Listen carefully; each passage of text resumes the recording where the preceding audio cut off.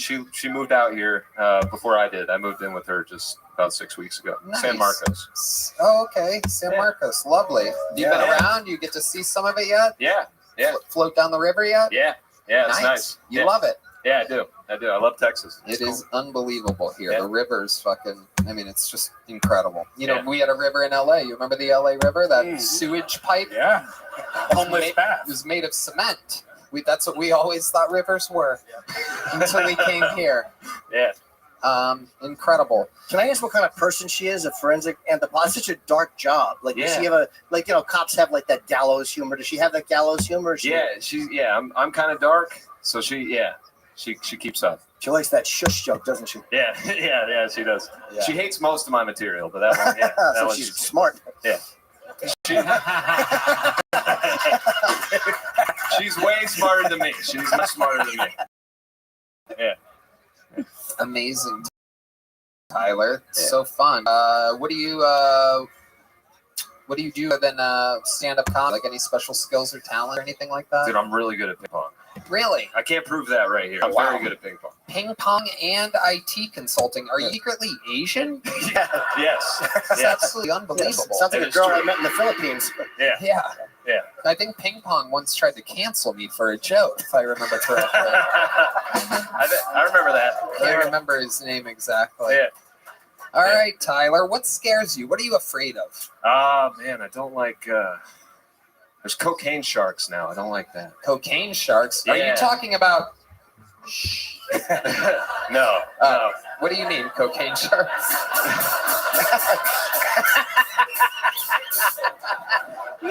Oh yeah, they can't swim. Why would they be sharks? That's right.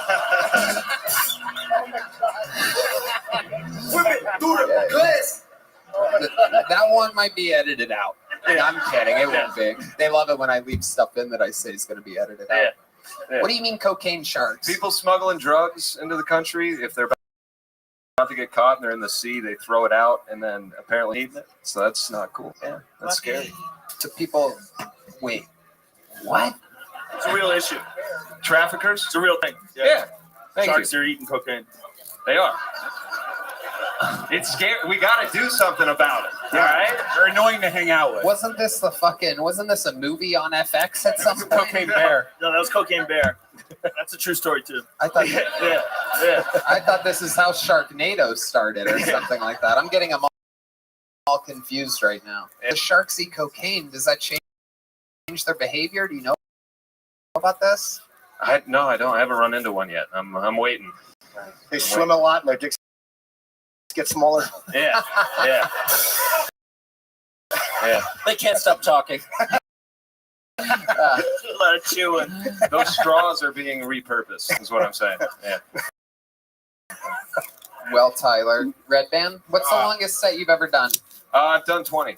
I'd love to have you on the Secret Show 30. Here in Texas, and he's already getting booked in the heart of Austin, Texas. There he goes. Oh, and here, take one of these. It's a big one. Tyler Gallant. Boom. Yeah. All right, we're coming around the corner here. We're almost there. Mixmoser, your final bucket pull of the night. John Moore, everybody. John Moore, everyone.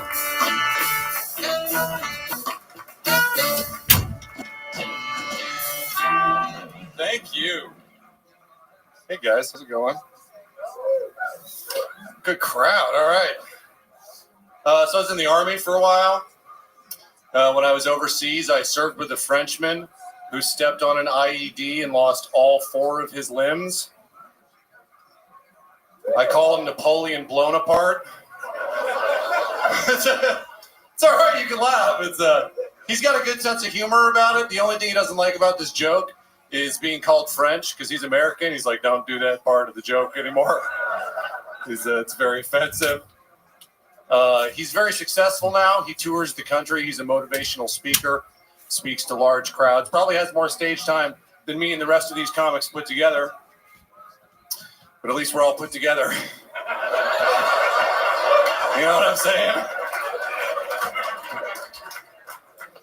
Did you guys know that when a small animal is about to die, it will try to wriggle out of my grasp? Thank you. My name's John. John Moore. Welcome to the show, John. This is your Tony. first time here, correct? This is my second time here. Okay. How long ago were you on? About 3 years. Joe was on the panel. Okay. Yeah, I bombed. Yeah. This was better, huh? Much better. You're working hard at it. Yeah, I did the same joke, as a matter of fact. Kind of revamped it. You get better? I don't know. Did I get better? No one remembers from 3 years ago. I don't even remember. It was horrible. It could not have been worse, I'll tell you that. Was it the blown apart part? I didn't have any of the tags. Right. I tried to do one. I tried to do that. Neither did he. Okay, go ahead. I tried to do that joke, but none of the tags, none of the punch. Right. Yeah. Okay. Yeah. And you really do know a guy in the military who that happened to? True story. Yeah. He's one of Gary Sinise. He's like, we're Gary Sinise. They've got a whole camp up in Maine. I don't know. Do we have any quadruple amputees in here? Gary Sinise runs a foundation where they take care of people because he was Lieutenant Dan. I don't know if that's the connection, but yeah, he's involved with like Wounded Warrior. Like, I mean, what are the odds of that? That's incredible. Yeah. I wonder if Tom Hanks does that. We had a guy up here a second ago that loves ping pong. It'd be great if there was. We don't hear, you know. John, so where did you go when you were in the Army? Afghanistan, 0708. Mm-hmm. Yeah. Okay. Did you meet any women over there? Not really. What do you mean, not really? Well, like you get your hair cut every once in a while, but that's about it. They have Afghani hairstylists out there. What do they do? Just wrap a towel around your head? Yeah. Most of them are from Kyrgyzstan. And they cut the neck.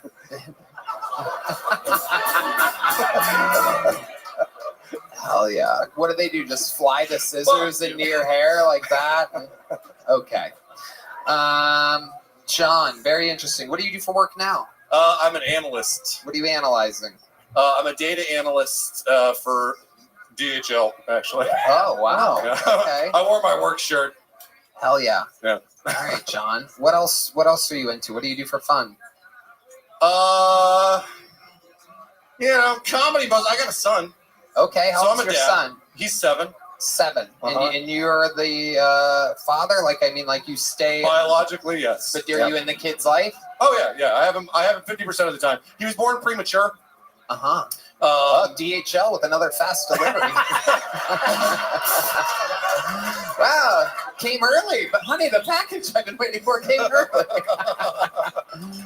Yeah, coincidentally, it's the same way he was conceived, actually, but I'm told there's no connection between those things. Right. You came prematurely, and the baby came prematurely. Are you friends with the ex? Do you get along with the ex? Yeah. Hell yeah, holding on to that 50% right now, holding on strong. Okay. We No, co-parent. dog. Yeah. No. So No, you live dog. here? I live in Dallas. Okay. And the 7-year-old lives in Dallas? Oh, yeah. And the ex I lives took in him to Dallas? Disneyland this week, actually, for spring break. Oh, wow. You told him someplace in Dallas was Disneyland? The state fair. Right? Okay. So you went to LA, you went to Disneyland. We went to LA, How did that go? It was great. Yeah. Magical. Have you been to Disneyland before? Yeah, when I was a kid. Okay. What did you notice is different about Disneyland? Well, I just noticed that it's very like artificial, right? Like it's kind of like addiction. Like, you get like they call it magical, but it's really more like intoxicating, because you get like Yeah, there you go. Turns out you ran out of time there. Unbelievable, John. thank you. Yeah. Okay. Don't blow the illusion of Disney. What, Jim? Don't blow the illusion of Disney. Yeah. I mean, what are you going to tell me? They're in costumes? We saw Jack Sparrow, Ah. That's it. Did his ex-wife shit on the bed?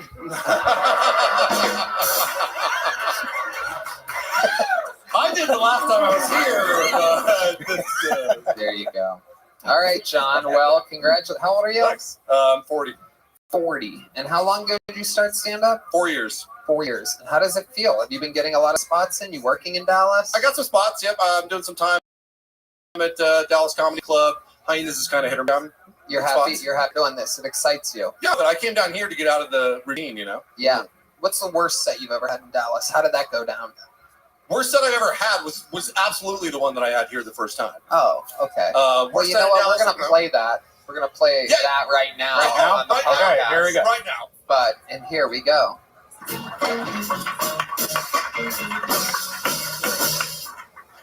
What is up? I'm actually just looking for the bathroom. Because you guys point me. I really was going to go to the bathroom, and I'm glad I did not. So I'm here with some friends from Dallas. Going to talk about my buddy that I was in the Army with. This guy is a legend. You guys may have heard of him. I'm not going to use his name, but he's got a foundation with Gary Sinise. He has earned a lot of money. Great guy and hysterical guy. Only reason I bring him up, one of the funniest guys I've ever met, right? This guy, when we were in service, huge, 6'7", 260, stepped on an IED and lost all 4 of his limbs.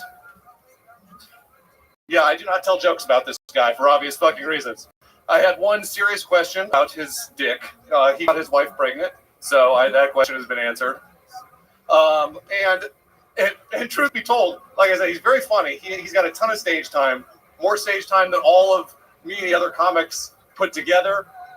But at least we're all put together. You know what I'm saying? Jesus fucking Christ, John. What the fuck? My God, you just came up and told a story about your funnier friend. Why didn't you let him sign up? We would have loved to have a fucking funny guy with no limbs up here while you're up here telling these sad stories. You're right. I'm How sorry. many of you think it should have been him that got blown up in the Army, huh? Yeah.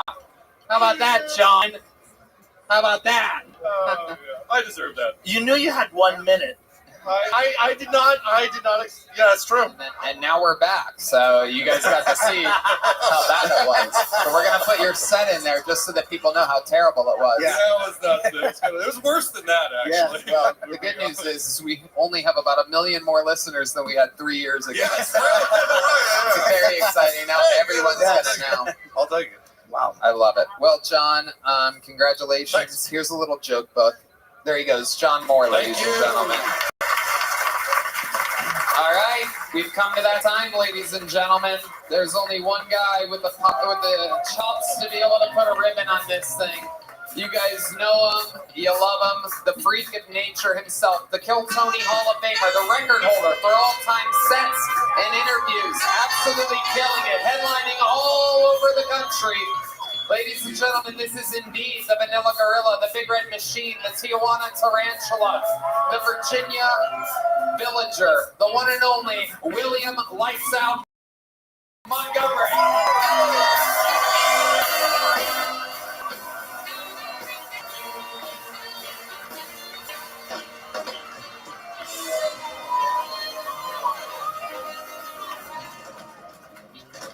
Backstage, Tucker actually asked me if I could tell some jokes in Russian. But seriously, Tucker, my family has always worshipped you. It's awesome that you came down from heaven to do Kilto. Winona Judd is here. Winona Judd once performed during the Super Bowl halftime show. Meanwhile, Reagan was a ring girl for BattleBots. And pussy!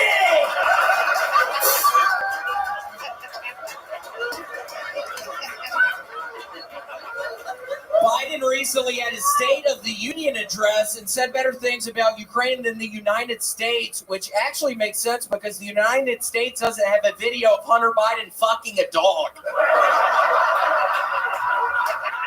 I learned that one from you, Tucker.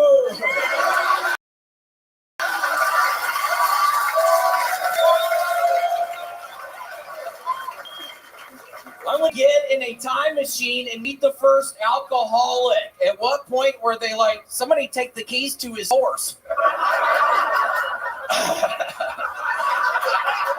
Last week, a Boeing whistleblower was found dead in his car prior to testify. Wait, did he work for Boeing or Hillary Clinton Airlines? Okay, that's my time. Thank you. Amazing. My God, he's done it again. He's done it more than anyone else has ever done it, and yet it continues. The force of nature. Yeah, never fucking stopping that. Right. We want to go on forever. It's a match made in heaven. William Montgomery and Kill Tony. What an unstoppable machine we are. Absolutely, like you said, your family, the opposite of Cam Patterson's grandmother. They love Tucker Carlson. How does it feel to be here in front of Tucker, Joe, and Jim?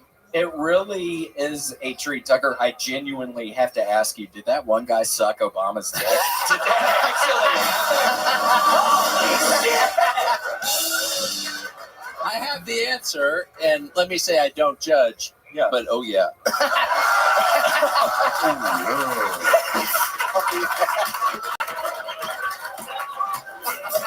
I've been wondering that. Honestly, that's been something that I've been wondering. He about. told me off camera I actually did that. I was like, ugh. But he did. He did. Cool. Yeah. Not kidding at all. But, Unbelievable. The question everyone wanted to ask Tucker, and it has been answered here on Kill Tony. The look on Joe Rogan's face says it all.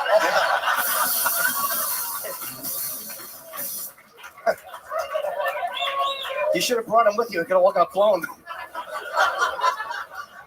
Wait, do what? I honestly didn't hear you. Oh, no, I was just talking about the guy. So William, No.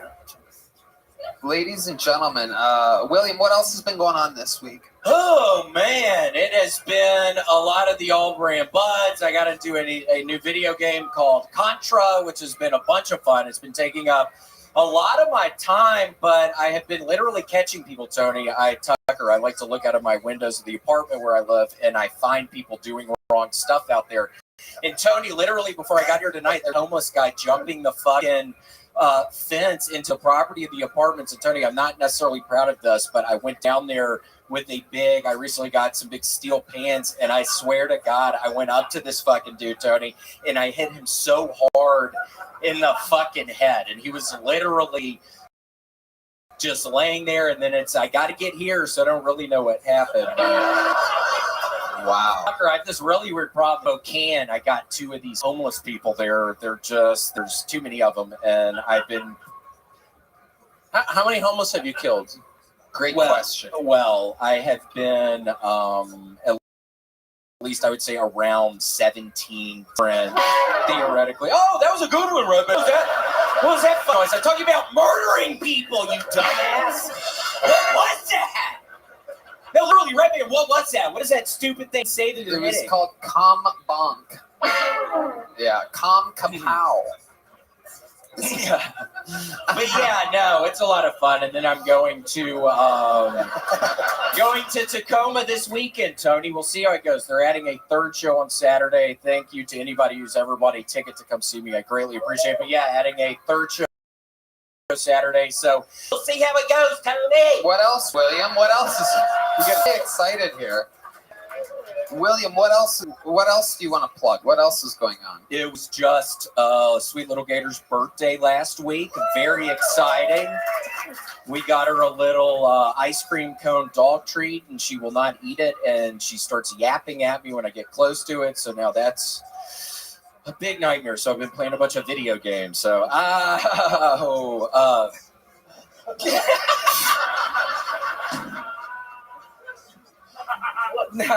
was that funny?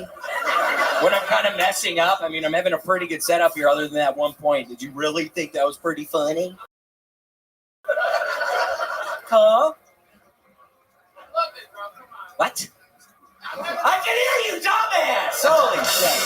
Okay. We have some really good news for There's another red machine here that wants to come back out. And so why don't you stay up on stage? Ladies and gentlemen, I present to you Grammy award-winning artist, one of the greatest rock stars of all time. Make some noise for Wynonna Judd, everybody. The real Wynonna Judd.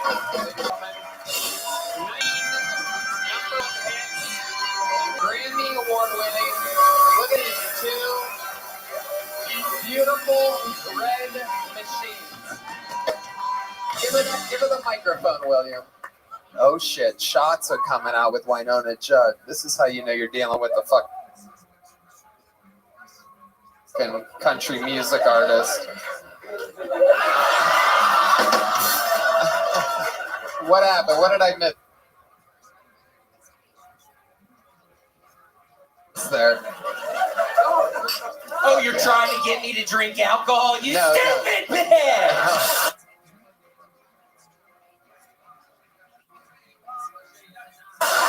And maybe this would be a good time to show your titties.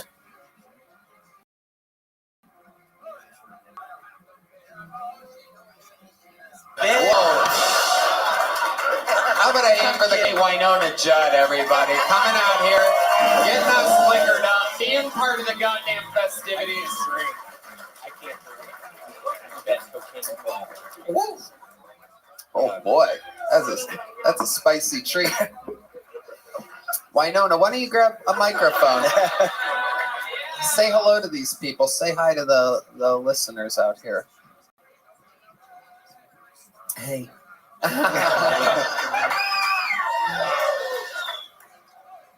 You been having fun? Winona, you've been watching the show from up on the balcony. What was the highlight of the show so far for you tonight? All the cussing. Oh, yeah. I never could cuss, ever. My mother said no. So when I hear you cuss, I'm like, wow. Hell yeah. Fuck yeah. That is true. A lot. And we cuss a lot on And show. Liquid Death, $1.4 billion company selling water. Yeah. What is wrong with this country? Yeah.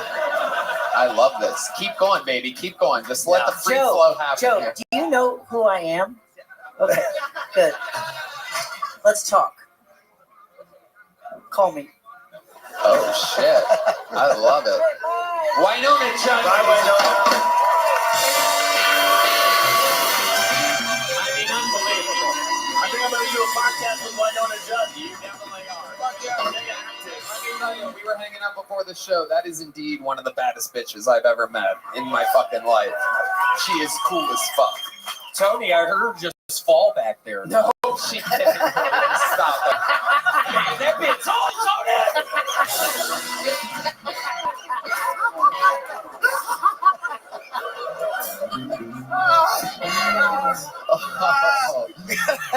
William, stay up here for one more beat because we have one last special treat here. Believe it or not, we have a guy that did a fucking Kill Tony rap on the internet a month or so ago. We found him. He said he's a super fan of the show. I said, why don't you come on out, and if you make it here, I'll put you on the list, and we'll have you perform this song live with one of the coolest Kill Tony raps I've ever heard in my life. 11 years doing this show. I'd like to present to you the stylings of Asthmatic, everybody. Here's Asthmatic. Sometimes we have rappers on this show. This guy actually does it. You guys hear me? All right, look. Yeah. Yeah. Check it. Yo. Yeah, let me tell you about my favorite show. It comes on Monday night. I don't stay up late, so Tuesday morning brings the light. It's Kill Tony. Never seen it? Then you owe me. It's an open mic where a minute feels awfully lonely. Yeah, Tony Hinchcliffe is him, the Grim Slim Jim. Every show opens with this guy, Hans Kim. I'll admit it, he's a hit or miss. Never quick dismiss. Sometimes lacks punchlines. Keeps a funny premise. Bitch twitch like a Martin Phillips. Yeah, he's a favorite, but then Montgomery is the illest. Never miss an episode. Ain't never gonna stop. Consume it the way David Lucas tricks pop. That's all day down the hallway, so don't look. If you bomb, then you're gonna get a little joke book. Use it. Write jokes with the sharpened pencil. Cam Patterson has the most potential. He's elite. As long as his minute don't repeat. Going by a rock from the man off the streets. Pull the pen and grimace out my pocket. Casey Rocket never made it as a wise man, so I stop it. A profit in the making. Joe Dirt, go and dig it. I want to see it live, but I can never get a ticket. What the fuck, Red Band? I don't understand. I chuck Screwball to see the best band in the land. Yeah. Asthmatic, ladies and gentlemen. ACMATTIC. Follow him on Instagram, social media. Asthmatic. Thank you, Tony. Make some noise for the goddamn goat, William Montgomery. Keep it going. Let's see how loud this place can get for Jim Norton. Joe Rogan. Tucker motherfucking Carlson. And the best damn band in the land. Raul Vallejo, Carlos Sosa, Michael Gonzalez, Muling. The Madness. Unbelievable drawing from Ryan J. Belt is in. Let's see what Chris Rogers drew tonight. The fuck? What is that?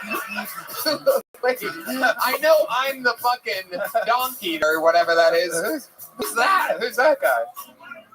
Who? Joe Biden. Wait, what?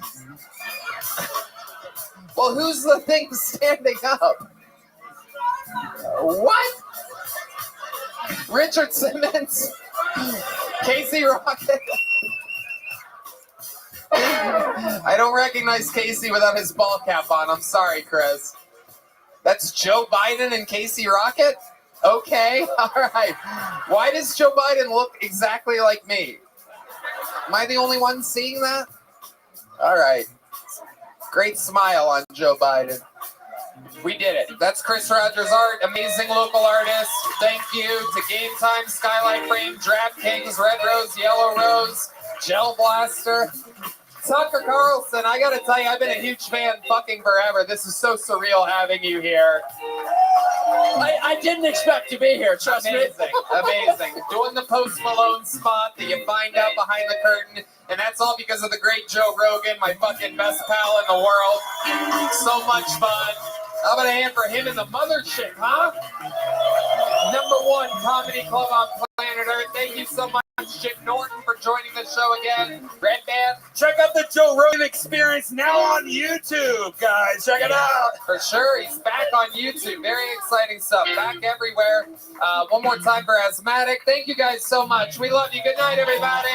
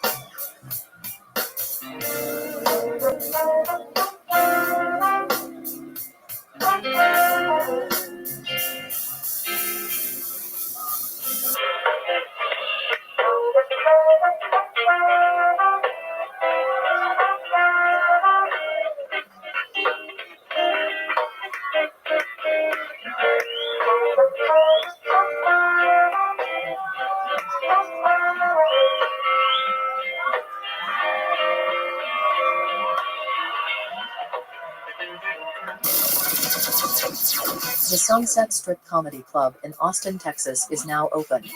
Check out Red Band's secret show every Thursday. Go to sunsetstripatx.com for tickets.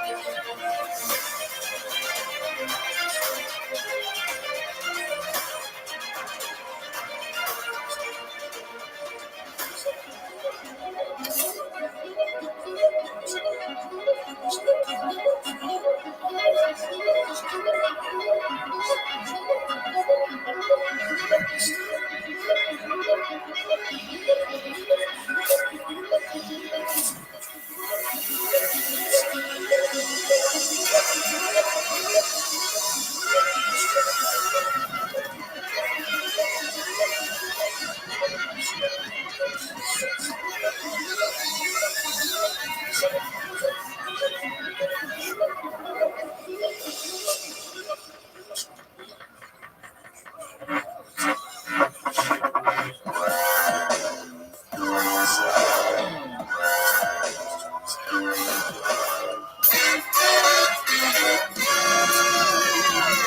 this is Rabbi coming to you live from the Comedy Mothership here in Austin, Texas for a brand new episode of Kill Tony. Give it up for Tony Hinchcliffe!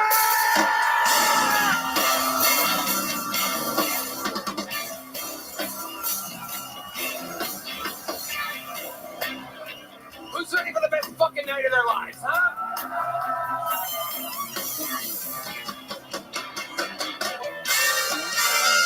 Yeah, big one of the band, everybody. We're here. You made it. Mama, we made it. Here at the #1 live podcast in the world, Kill Tony. Brought to you by some amazing sponsors, Yoni. I didn't get the 3 that I had to write. How about one more time for the best damn band in the land, huh? On the horns, Carlos Sosa, Raul Vallejo, and Fernando Castillo. Michael Gonzalez on the drums. Nick Lewis joining us on the bass, or as I call him, Seat Madness, because he can see. Matt Mueling on the electric guitar, and our dear band leader, the great and powerful John Dees on the keys. These people find the best musicians in this for us to play with. So much fun. Hey, truly, I always say this, but I fucking mean it. An action-packed show, loaded up and ready to go tonight. Some very special appearances by very special people. It's all going to go down all at once. Before we get started, here's a little bit more from the amazing sponsors that made it all possible.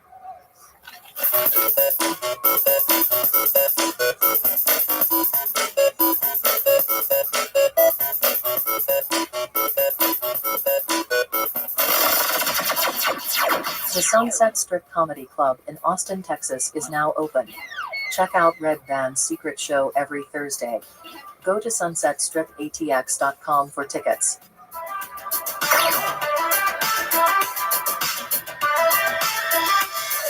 Are you guys ready to start tonight's episode? Well. This is one of those nights that will, I believe, live in Kill Tony history. 2 unbelievable comedians. One of them I've been working with continuously for 17 years, a legend of the Comedy Store. One I just found here a few days ago, randomly. She was performing in The Little Boy, and I saw her set, and I fell in love. We ended up drinking together all night, and she is one of my new favorite comedians in the world. This is her first time on panel at Kill Tony. I do believe her first time ever on a podcast. So here are our guests. Make some noise for 2 of the greats, Elaine and Ian Edwards, everybody. Elaine and Ian Edwards. There's Elaine. Make some noise for Elaine, her first time on the show. Oh, a nail just fell off. A nail. You lost a nail, Elaine. There you go. Who wants it? Come on. There you go. This little Mexican boy wants it. There you go. How about one more time for Ian Edwards, ladies and gentlemen, one of the greats. This episode brought to you by Skylight Frame and Game Time, by the way, for those of you wondering who our amazing sponsors are. Ian Edwards, welcome back, fam? my friend. How's it going? It's good to be here, man. Absolutely. This is a fun show to be at, sitting next to Elaine. I can smell how old she is. That's My Pussy, which is the name of my documentary out on Hulu. That's My Pussy is the name of your documentary? Wow. Should it have been something else, Tony? I mean, gefilte fish? I will look into changing. Okay. Red Band, nice to see you with your clothes on. I used to work at a massage parlor. Red Band would come in with his dick already out. And let's just say he thinks the butthole's the G-spot. Hit me. All right, let's get it going.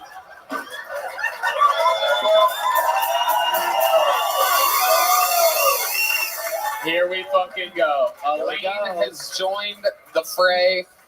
I'm very excited about this. Maybe you heard me give the audience our little intro last week, but we got drunk together. Turns out she's been doing stand-up comedy for exactly 50 years. How about a hand for 50 years?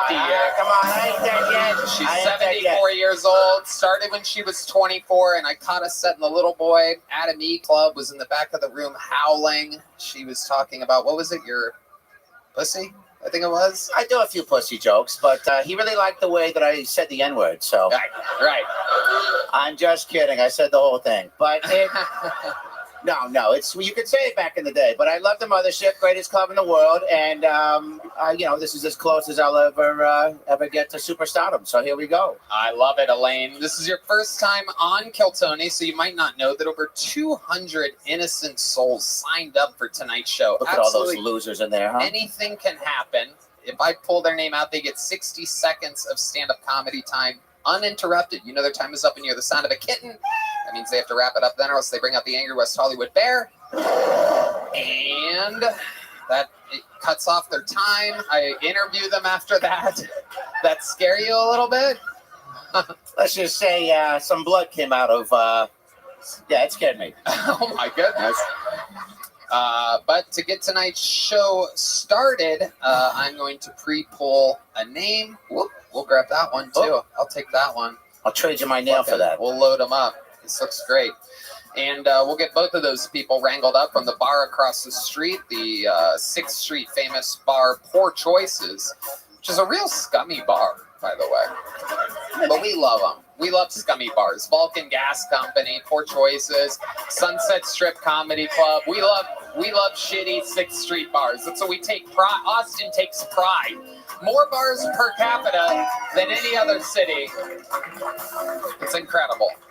Get $2 shots over at Poor Choices anytime you want.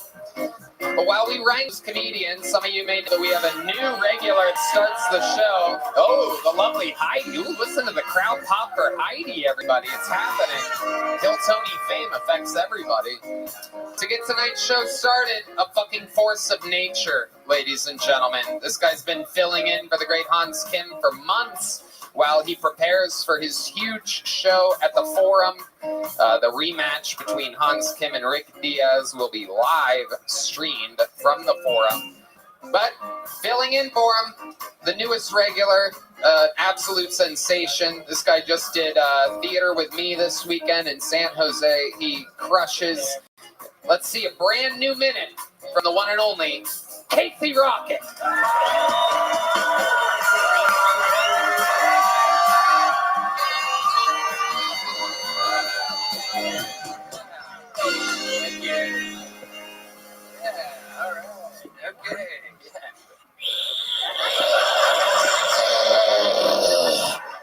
La princesa. All right. Okay. I got to get out of here. I blacked out in Klonopin last night, and apparently I kept making my girlfriend listen to pro-union coal mining music again. So it's just, which side are you on, Lord? You know, she's crying, that old chestnut. When are you going to get help? You know, I'll tell you who needs help. The coal miners, but that's fucking Biden's America, you know what I mean? I just pop it 1 second. All right. I wish all drugs gave you flashbacks. You know, people always say that about LSD, that it gets stored in your bones or whatever, which is such a scary thing to tell someone on LSD, right? You're like, yeah. What bones and bones and I wish you could just be walking through the mall with your friends and just pop your hip, just get a ketamine flashback from Bonnaroo 2012. You know, you're just so they're called minions. Huh?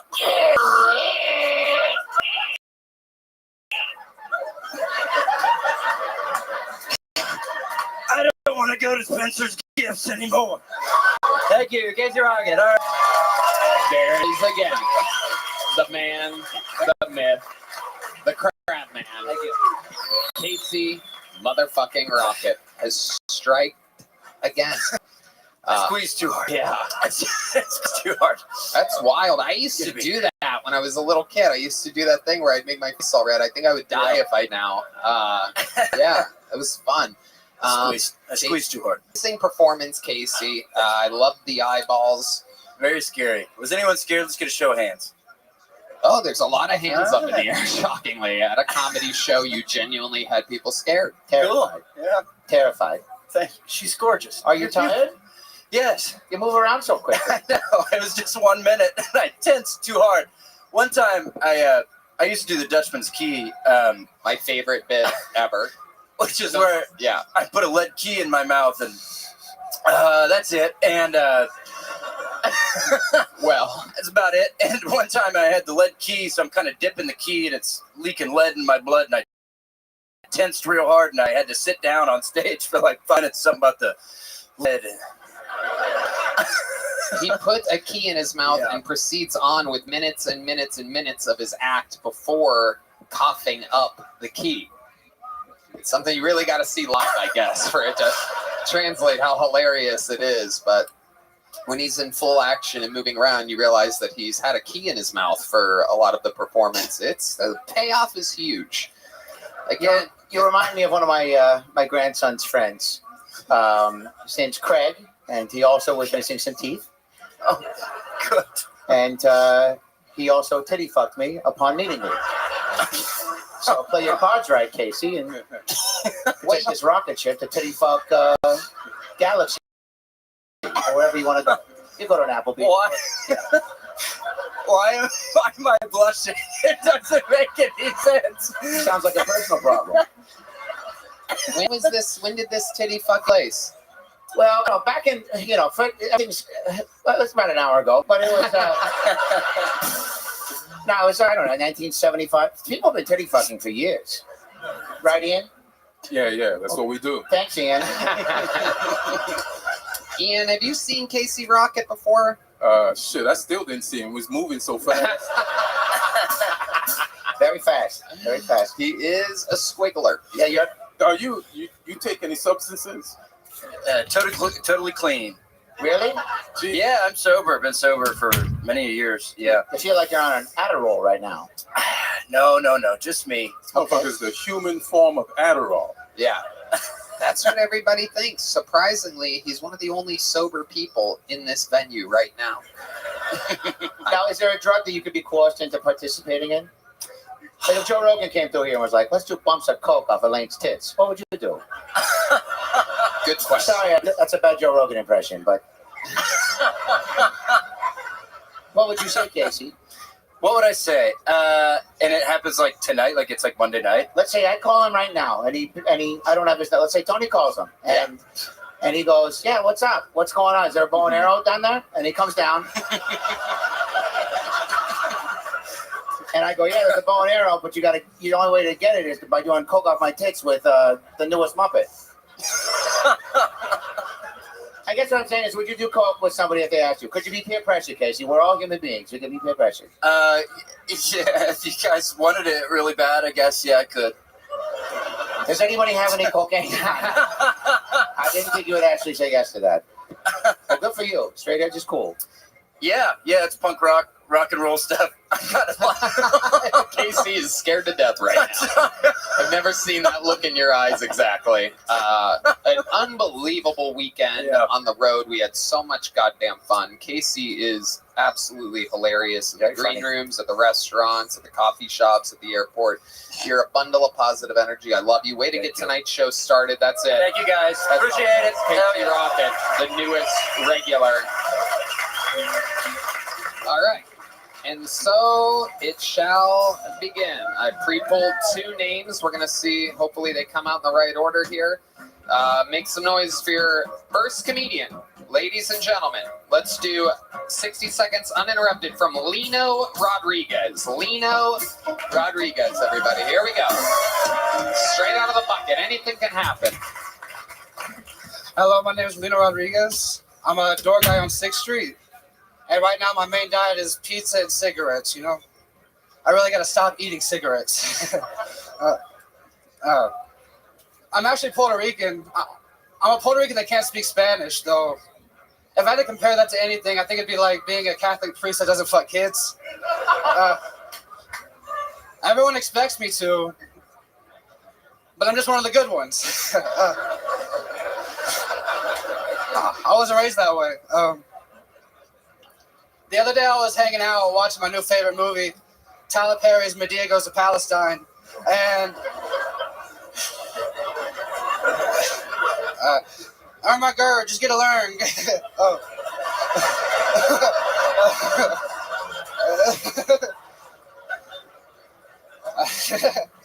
And I started to think about how I like to do Molly and compliment bald people on their eyebrows, you know? They don't really hear that anymore. I actually think they should start dyeing their heads like Easter eggs. That'd be fucking... Alright. I'm Lino, thank you much, thank you. Lino Rodriguez, our first bucket pull of the night. A slow start and a sluggish ending, but the middle was amazing there. You got laughs. I didn't think any of it was funny, but this is a hot crowd. This is the best April Fool's set I've ever seen. That was good. It was good. Ian Edwards? I mean, what's the irony of him doing a Tyler Perry joke and I'm sitting next to White Medea? It is absolutely a fantastic point. Good point, Ian. Now, you had some stuff about fucking kids in the middle that really piqued my interest. Because that's a real issue facing our country. It is. Thank you so much. Yes. So what is it about that you find humorous? Ah. Like, where did that joke come from, I guess? I want to get inside your head for a minute. Got you. It came just, everybody expects it to happen, you know, when you're brown or if you're a Catholic priest, either way. We got it, Lino. Okay, over here, Lino. How long have you been doing stand-up? About 2-3 years now. Okay, where do you live here in Austin for how long? A year. Where did you live before that? I lived in New Orleans, some fans of New Orleans in the crowd. How do you think I got all these beats? That's right. Oh, wow. Come on, man. Come on, there you go. Okay. Had 6 necklaces in his car. That's so hot. So, Lino, you're Puerto Rican. You can't speak Spanish. I've never seen a green Puerto Rican person before. What exactly is your diet? You made a joke about eating cigarettes that literally silenced every part of the city. I worked inside for a while, so I think it started to turn Greek after a while. I don't know. I'm home, and I work at night now, so I'm like a pale, I guess. What do you do from home during the day? I used to work on AI cars. I used to help program those. AI cars? Yeah, AV cars, like Google cars and things like that, the self-driving cars. Okay. Shit, hook us up, fam. Oh, no, they didn't give me shit. But it was cool. Puerto Rican take that shit.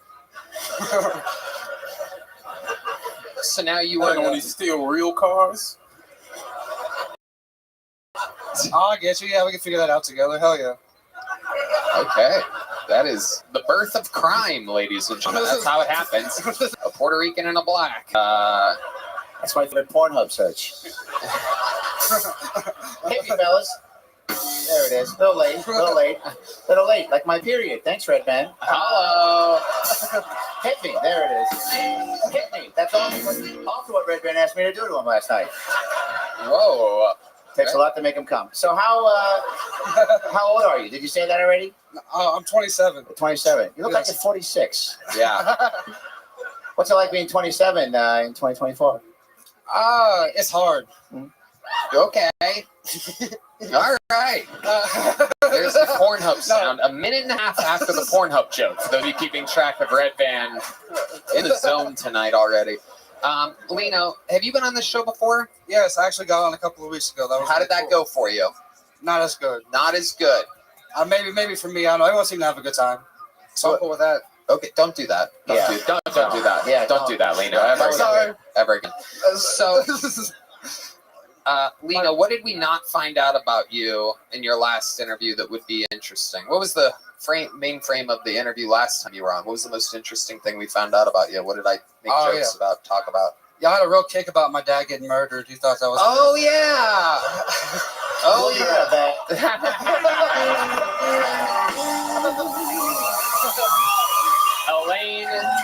Elaine is on fire. Now's a good time for me to promote. Elaine, for some reason, decided to plug Adam Ray Comedy on YouTube. A brand new crowdwork special from Adam Ray. I don't know what you and Adam have going on, Elaine, but fucking. Well, the way that Red Bands is into Latinas, I'm into Jews. I love it. Now, do you mind me asking what happened? I want to pour salt on a Band-Aid, but what happened to your father? He got murked with a baseball bat. He got beat up by a couple of guys, but one of them had a bat. Right. And what did he hit him upside the head? Yeah, a couple of times. God damn it! Do you have the video?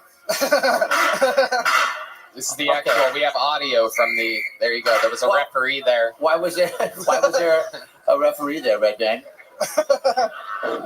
It was also in a bowling alley. So, not a lot of people know that. Did you know that? Did you know that your father was murdered in a bowling alley? Not it's news to me. Okay.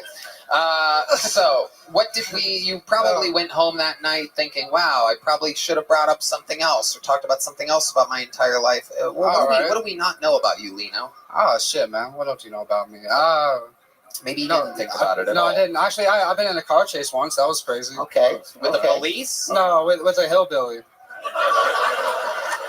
Okay. Yeah, what happened? Take us through it. What did you do? Well, my friends and I were out having a good time, and they decided, hey, I don't know, the statute of limitation, how long is that? You're good. All right, cool. This guy insists on the interview being boring. I want to break the law now. And they decided to jump out the car and start hitting mailboxes. And then halfway through that, How old were you during this? I was like 16. Okay. And Dad's still alive? No, he's been gone. There's no one to spank you. Just doing whatever you want in a fatherless fucking society. Typical Puerto Rican childhood. You want to feel my tits, Lino? Of course. I feel bad for you. Do you want to feel his? Yeah, we can feel his. I feel bad for you. It's. I'd love to. All right, let's do it. Well, let's finish up your story. Yeah, let's hear about the start chase. And then halfway through, I heard his voice say, "He done fucked up now," coming from like really far away from me. And then all of a sudden, a truck was on our ass. And I was in a Bronco, like an old 2002 Bronco, so I started whipping that bitch. And I got the fuck out. I drove as fast as I could through backwoods of Mississippi, and my friend said, hit a right. So I did. And then when I did, I sort of slid into it. Then I heard, and then they crashed into the woods, and I got the fuck out of there. Keeps the hazard style. I know it's Wow. I hope you understood what I said, my mouth. I didn't realize Mississippi had Asian drivers. Okay. I'm going to go ahead and take back the kid off. Is that okay? That's fine. I'm just saying completely. Lino, what is your love life like? The world wants to know. How's Lino's pussy game? You look like the guy that answers the door at a haunted Mexican restaurant. Very funny. That deserves more laughter. We'll edit that. Right. That was a very funny joke. That's why it's your show. Yeah. It's been a weird year. I got married and divorced last year. How did that happen? Okay, there we go. Here we go. Now we're getting somewhere. Now we're cooking with gas. Yeah. Let's He asked you 1 hour ago, has there anything happened that you didn't tell us from the last show? And now you just bring that shit up? Yeah. Thanks for that. I ran a red light with Forrest Gump bullshit story. You got a dead dad and a divorce story. Just locked and loaded in those fucking Abercrombie pockets. We're finding out a lot more. There's a lot more. This is like a Puerto Rican Forrest Gump over here. I'm excited about that. So tell us about the marriage and divorce. Oh man, it was You met her? How'd you meet her? She saw me doing comedy once. Oh God. Was that when you got divorced? No. Actually, she liked my style. Oh boy. Did you say style? Yeah, infatuated. Especially fat. So, and then she saw you do comedy. How long were you together before you decided to get married? About a year or so. Okay. Yeah, it was pretty fast. How did you propose to her? That's always something that the ladies care about. We want to be romanced and impressed. I was at an amusement park in Gatlinburg. Oh. I fell on a Ferris wheel with the ring. We thought it was slavery ended. Yeah. I got it. What happened to Del Blanco? Now, what did you say? You said what? You said, I love you. It's only been a year, but let's do this. What did you say? Basically, I don't know. We've been talking about it. She brought it up. I was into it, but it was all me, dude. I liked her. And, what made you want to get married, though? I don't know. That's a great question. Like when you're in that shit, it just sort of happens. Okay. Yeah. Did she let you titty hug her? everybody, and welcome to Yeah. another Okay. episode. Okay. Hell yeah. What the fuck was that?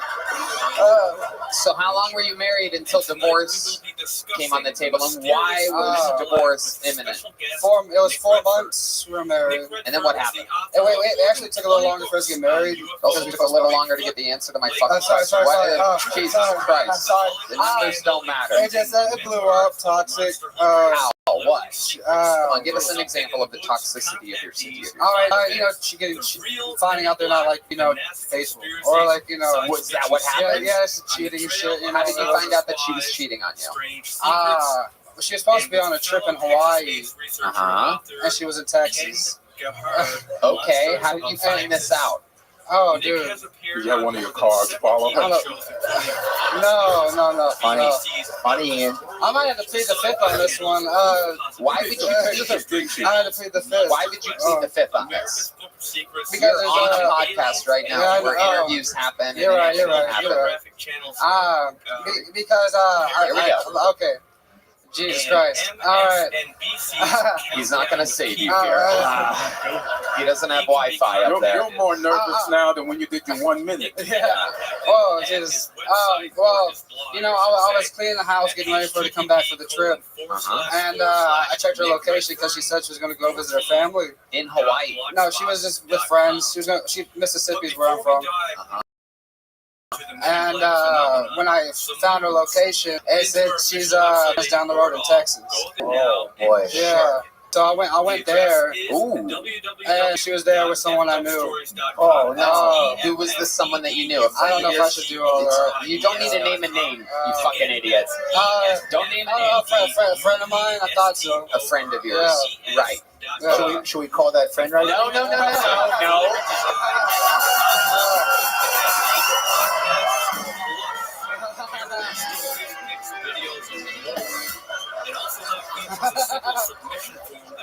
What I did? No, that's a bad idea because I just thank you, Elaine, so much. I don't know who's gonna pick up. It's gonna be right then. So I want to avoid that. Well, I'm so sorry. Look, but guess what? When you get cheated on, it makes you stronger. You learn about yourself. Yeah, I laid last week. It was I've been. What happened last week? Yes, I got with ladies last week. What happened there? We're gonna go back to this, by the way. Elaine tried to bail you out with that phone call shit. We're going back to it. But what happened last week? I met a nice lady. We went out. It was cool. So okay, good job. Great interview. I'm still gonna squeeze you for this. We're going back. Here we go. Hey, over here, Lena. Stop making fucking noises with your mouth. Answer the questions that I asked you. Are you ready? Yes, I'm ready. I'm sorry. So, when you went to the house with your friend and your wife, what exactly happened? Oh man, this part's easy. You just tell us what happened instead of all the prefacing shit. I know. I'm sorry. I walked up to the door and I looked in the window and they were on the couch together. What were they doing on the couch? They were hanging out under some blankets and shit. Under some blankets or on some blankets? Under. Well, how did you know it was them under the blankets? How did you not know that it was? I could see them. Like it was. You could see their heads. Yeah. And they were watching a movie. What were they watching, Lino? Elaine, I don't know if you noticed, he's not good at answering questions. We gotta kind of keep them one track at a time here. So then what happened? Did you knock on the door? Yeah. And then what happened? They said, they said no. They said get out of here. They told you to get out of here? Yeah, get out of here. What are you doing here? Oh, you're trying to make jokes again. Wait, let's act this out. Keep the music on, Red Ben. You be the guy. I'll be this is great. Okay. Ready? Give me a knock. Oh shit! Fuck. Get out of here. Get out of here. What are you doing here? Lino, what are you doing here? I thought you were supposed to be in Hawaii. Oh, wait. No, I thought I was supposed to.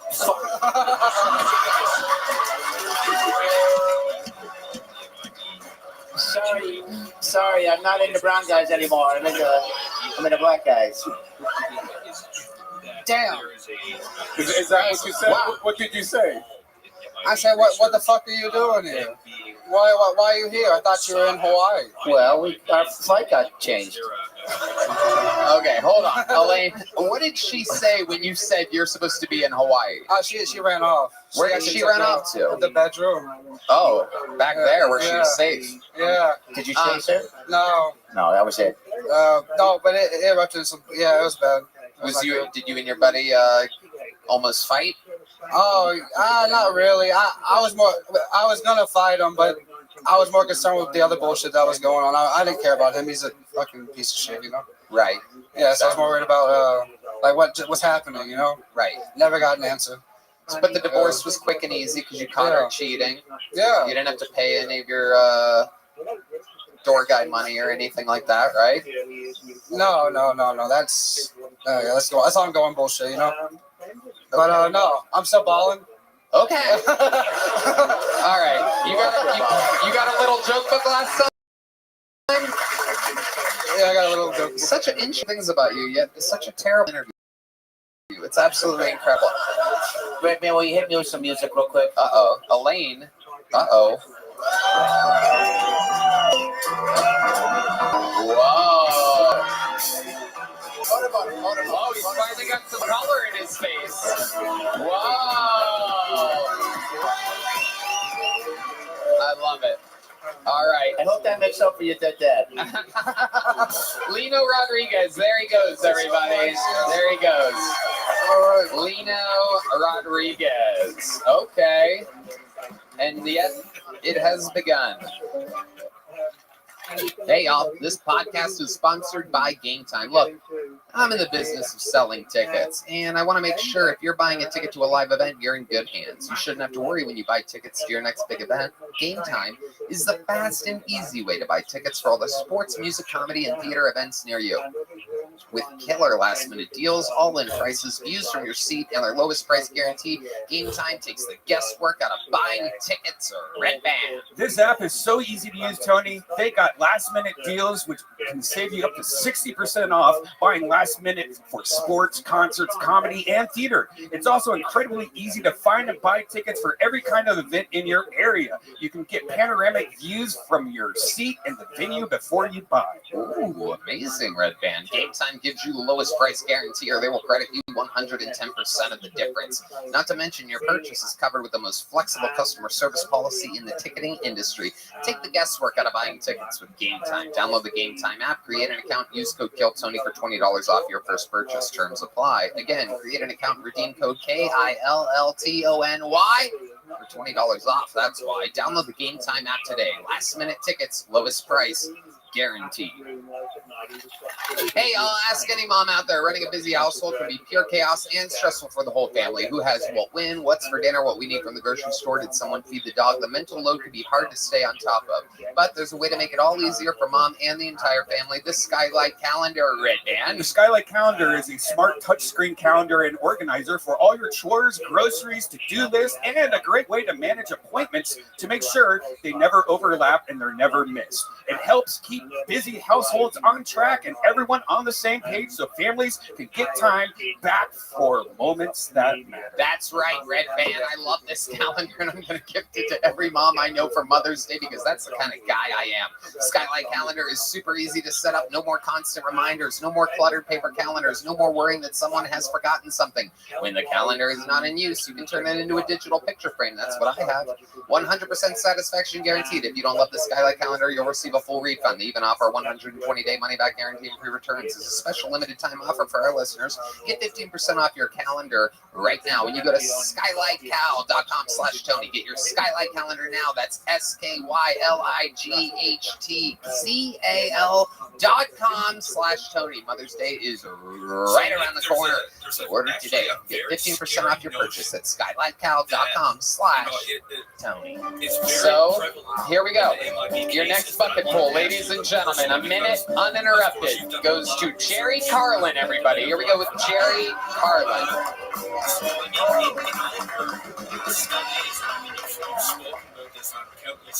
I had a mustache for a while, but I think it looked silly on me, so I started clean shaving my pubes. I used to be a cutter, but now I just spit on people. My grandpa is starting to lose his judgment. He can't really drive anymore, and there was a blackout in his neighborhood, and he almost shot the guy.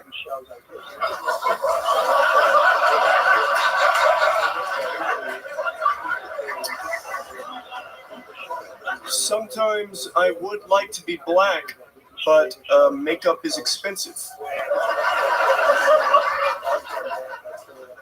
If Kanye West has taught us anything, it's that the Jews ain't worth the squeeze.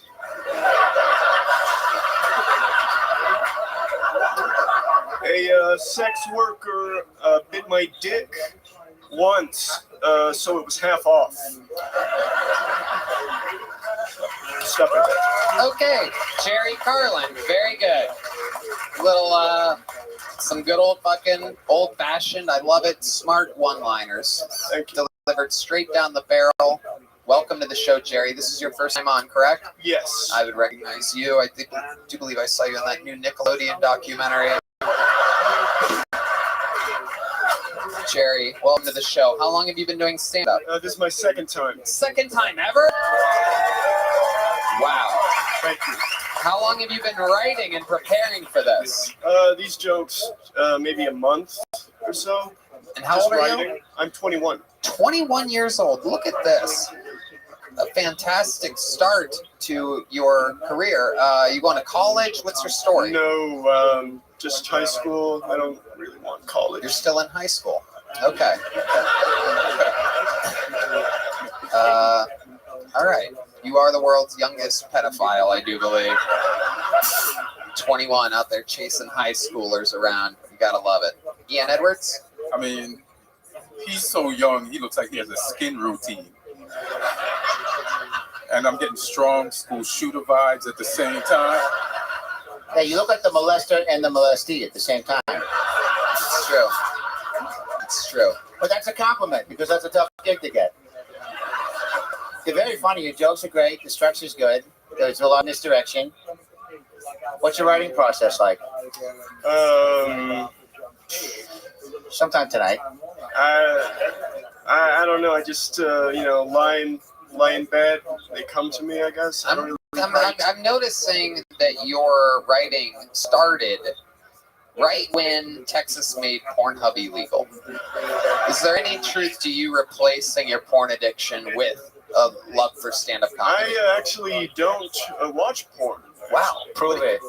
Hold on. What's your process there then?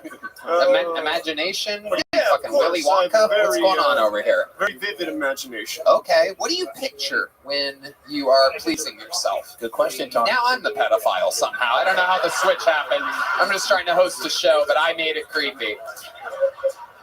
I'm a big fan of prostitutes. Some of those jokes were true. Oh my goodness gracious. Look at you. Yeah. You didn't even smile after he said that. That is amazing. A 21-year-old into the imaginary thoughts of a prostitute. Just the thought of a woman charging money is enough to get him off. Ian Edwards? Now, when you say prostitutes, you mean killing them or fucking them? Good question, Ian. Oh, both. Both, of course. Yeah. Both. Absolutely amazing, Jerry Carlin. Is there now? I've done a little bit of walking the streets late at night to make some extra cash, right? A woman of the night. Oh yeah, it's a tough gig, but there's you have to make sure your price points are fair. So what I guess what would be if I were to if I showed you my menu of sexual favors, what's too much, right? Like for anal, how much would you pay? How much would I pay for anal? Yes. I think that's what I just fucking asked. Yeah. Yes. Some really tough interviews so far tonight. It is. I would say under 50. Whoa, you dirty little boy. Holy shit. She's freaking out She about was that. so offended by that price. And she's right. That is. And she's right. Our buttholes are precious, right? Now, did you make 50 cents or $50? Cents? Okay. Stick with me here, Jerry. For a blowjob on this menu of Oh, that's you. $5. $5 blowjob. This is incredible. You sweet. Are you a virgin? No. Prove it. That is the craziest yes I've ever heard in my life. Yeah, I think you are. I need to. Okay, so let's say you and I are in the bedroom. What sort of noises do you make? Ready? Oh, I'm silent. Welcome to another episode of We All Knew That Already.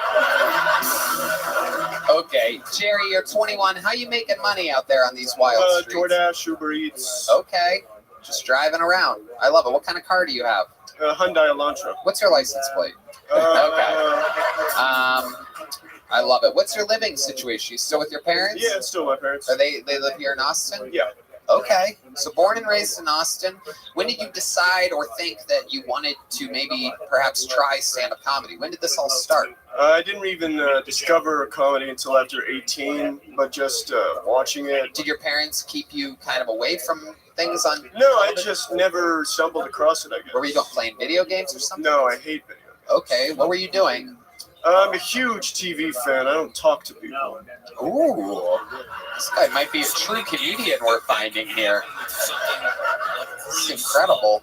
You do, but for somebody who doesn't talk to you, you have a nice, like, you have an air to the way you feel. Like, I don't talk to people. It's not like you on a boat. You know what I'm saying? Like, you're a very confident guy for not having a lot of social interaction. What is that? Well, I'm having a panic attack. Oh, right now? That was the funniest thing I've heard tonight. Much more honest and giving than Lino Rodriguez's interview. He's actually being present, talking about how he feels in the moment. This is incredible. I love it. There's a fucking real comedian back here, Jerry Carlin. What do your parents think about? Did they know that you're out here doing stand-up comedy? Yeah, they're pretty supportive of me. Sure. Yeah. Never really brought it up and talked about it. Right. Interesting. You don't talk to your parents either. I don't talk to anybody. Ian Edwards. You can't talk to parents who murdered.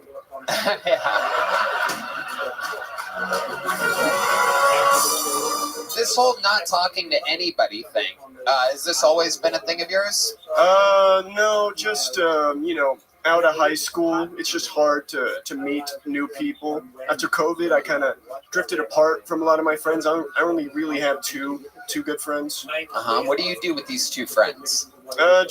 We really don't even meet up that much. Just talk. Where do you talk?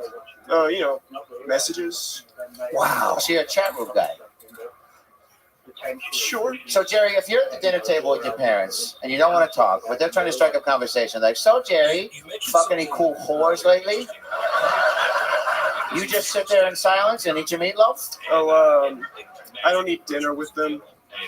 You don't eat dinner with your parents. This is a fucking amazing fucking thing we have going on here. What do you eat? You eat by yourself? Yeah, pretty much. You take it up to your bedroom? Yeah.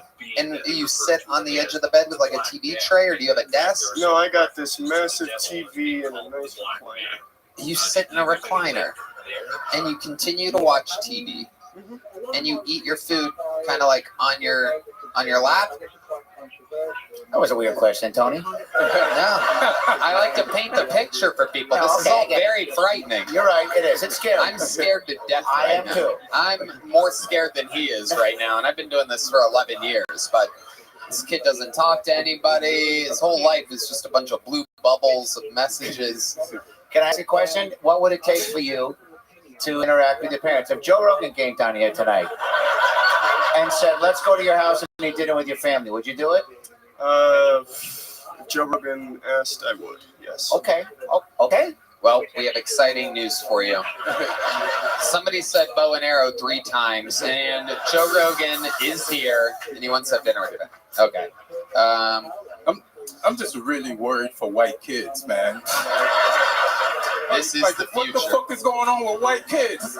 You're right. Some perfectly good-looking white young male, and you're staying home, not talking to anybody. I used to be very ugly. What happened? Well, get over it. It's a drug called Accutane. I had terrible acne. Oh my goodness. It's worse. You got fucking perfect skin now. Yeah. Go talk to women. I should, yes. Yeah, you should, man. Wow. Well, welcome to the universe, Jerry Carlin. Not only are you out in public, but you're thriving. You're out here. You finally found some people you can talk to. Keep at it. Right that way. Great job. Jerry Carlin, ladies and gentlemen. And just the way that the fucking thing worked out tonight, we actually get a little blast from the past. For those of you curious of what Jerry Carlin looked like very recently, we have a golden ticket winner here that is ready to blast off with a brand new minute. Ladies and gentlemen, sensation. You know him, you love him. Make some noise. This is a rare appearance by the great and powerful Heath Cordes, everybody.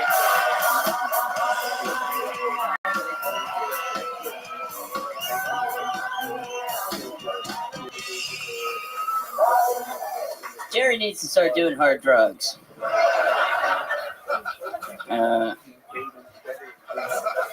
Just got out of my first real toxic relationship. Come on. Yeah, it was great at first, but then it just got really needy, and I needed space, so I couldn't see her anymore. And that's why I said I hate to do this, but if you leave me, I'll kill your family. Burn your house down, shoot my brains out, I don't give a fuck. I'm an emotional wreck right now. Try me. Now I legally can't see her anymore. It's alright, I'm gonna fuck the shit out of Elaine tonight. Woo! That's the end of my minute, thank you guys. 50 seconds from Heath Cordes. I love it. 50 seconds. You'll only need 22 with me, sweetheart. Yeah, Save right. 30 for a rainy day. You know it. Wait. This show, so far, this show is a pedophile's delight. This is incredible. We had a 21-year-old that said, I just recently got good just a moment ago. And here you are. Another 21-year-old back to back. Mm-hmm. But not really 21. That's just what I had to say to get this going. Wait, what do you mean? Yeah, you fucked up. You didn't do enough background. I checked your ID that night that we met. It's a good ID. Oh my god. You little son of a bitch. So how old are you really? I'll never tell. Oh hell yeah. Why am I hard? Okay. Pete, let's get into it. You're a golden ticket winner here on Kill Tony. How's life been going? How's your life changed? What's going on with you? Pretty good. I'm very happy. I got a tour guide job at the mothership, so that's congratulations. That's a big deal. Yeah, that's how I've been spending my time, just trying to get better. That's good to know security's real tight around here. Yeah. I laugh every time I see them pat someone down. Because I'm just like, what? Right. Okay. It's ironic you're the golden ticket winner. You look like Charlie Bucket with autism. Yeah. And this show is Willy Wonka with autism, so you gotta stop smoking, kid. Do you smoke? What kind of drugs do you do, Heath? All of them. Because you told Heath is a wild boy. Yeah. I will tell you that he is one of the lightest people yet heaviest drinkers here at the mothership.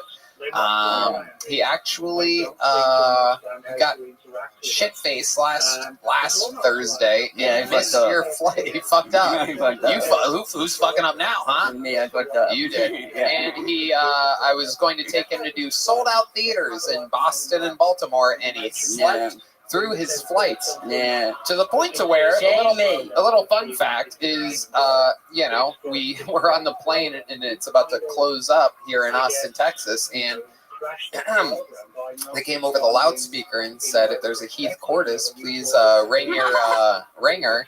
And so, of course, I messaged the whole fucking crew. I go, is Heath? And has anyone seen Heath? No. I messaged you, right? And I did not get a response until after we landed in Boston. So, Tony, I'm so sorry. Please, I'm so sorry. is what I said. That's right. Via text message. Via text right. message. So it didn't really translate. No, but that's how I felt. Of course, Yeah. I do believe that. But just to take you guys there, I was about 85% sure when we landed in Boston and heard nothing back. That is when we went to the next level of who are his roommates? Can we reach out to them? Because we thought he was dead, everybody. We literally thought that your condition, fucking whatever's wrong with you, went into overdrive. Then fucking, it was like. So I still got at least 3 more months.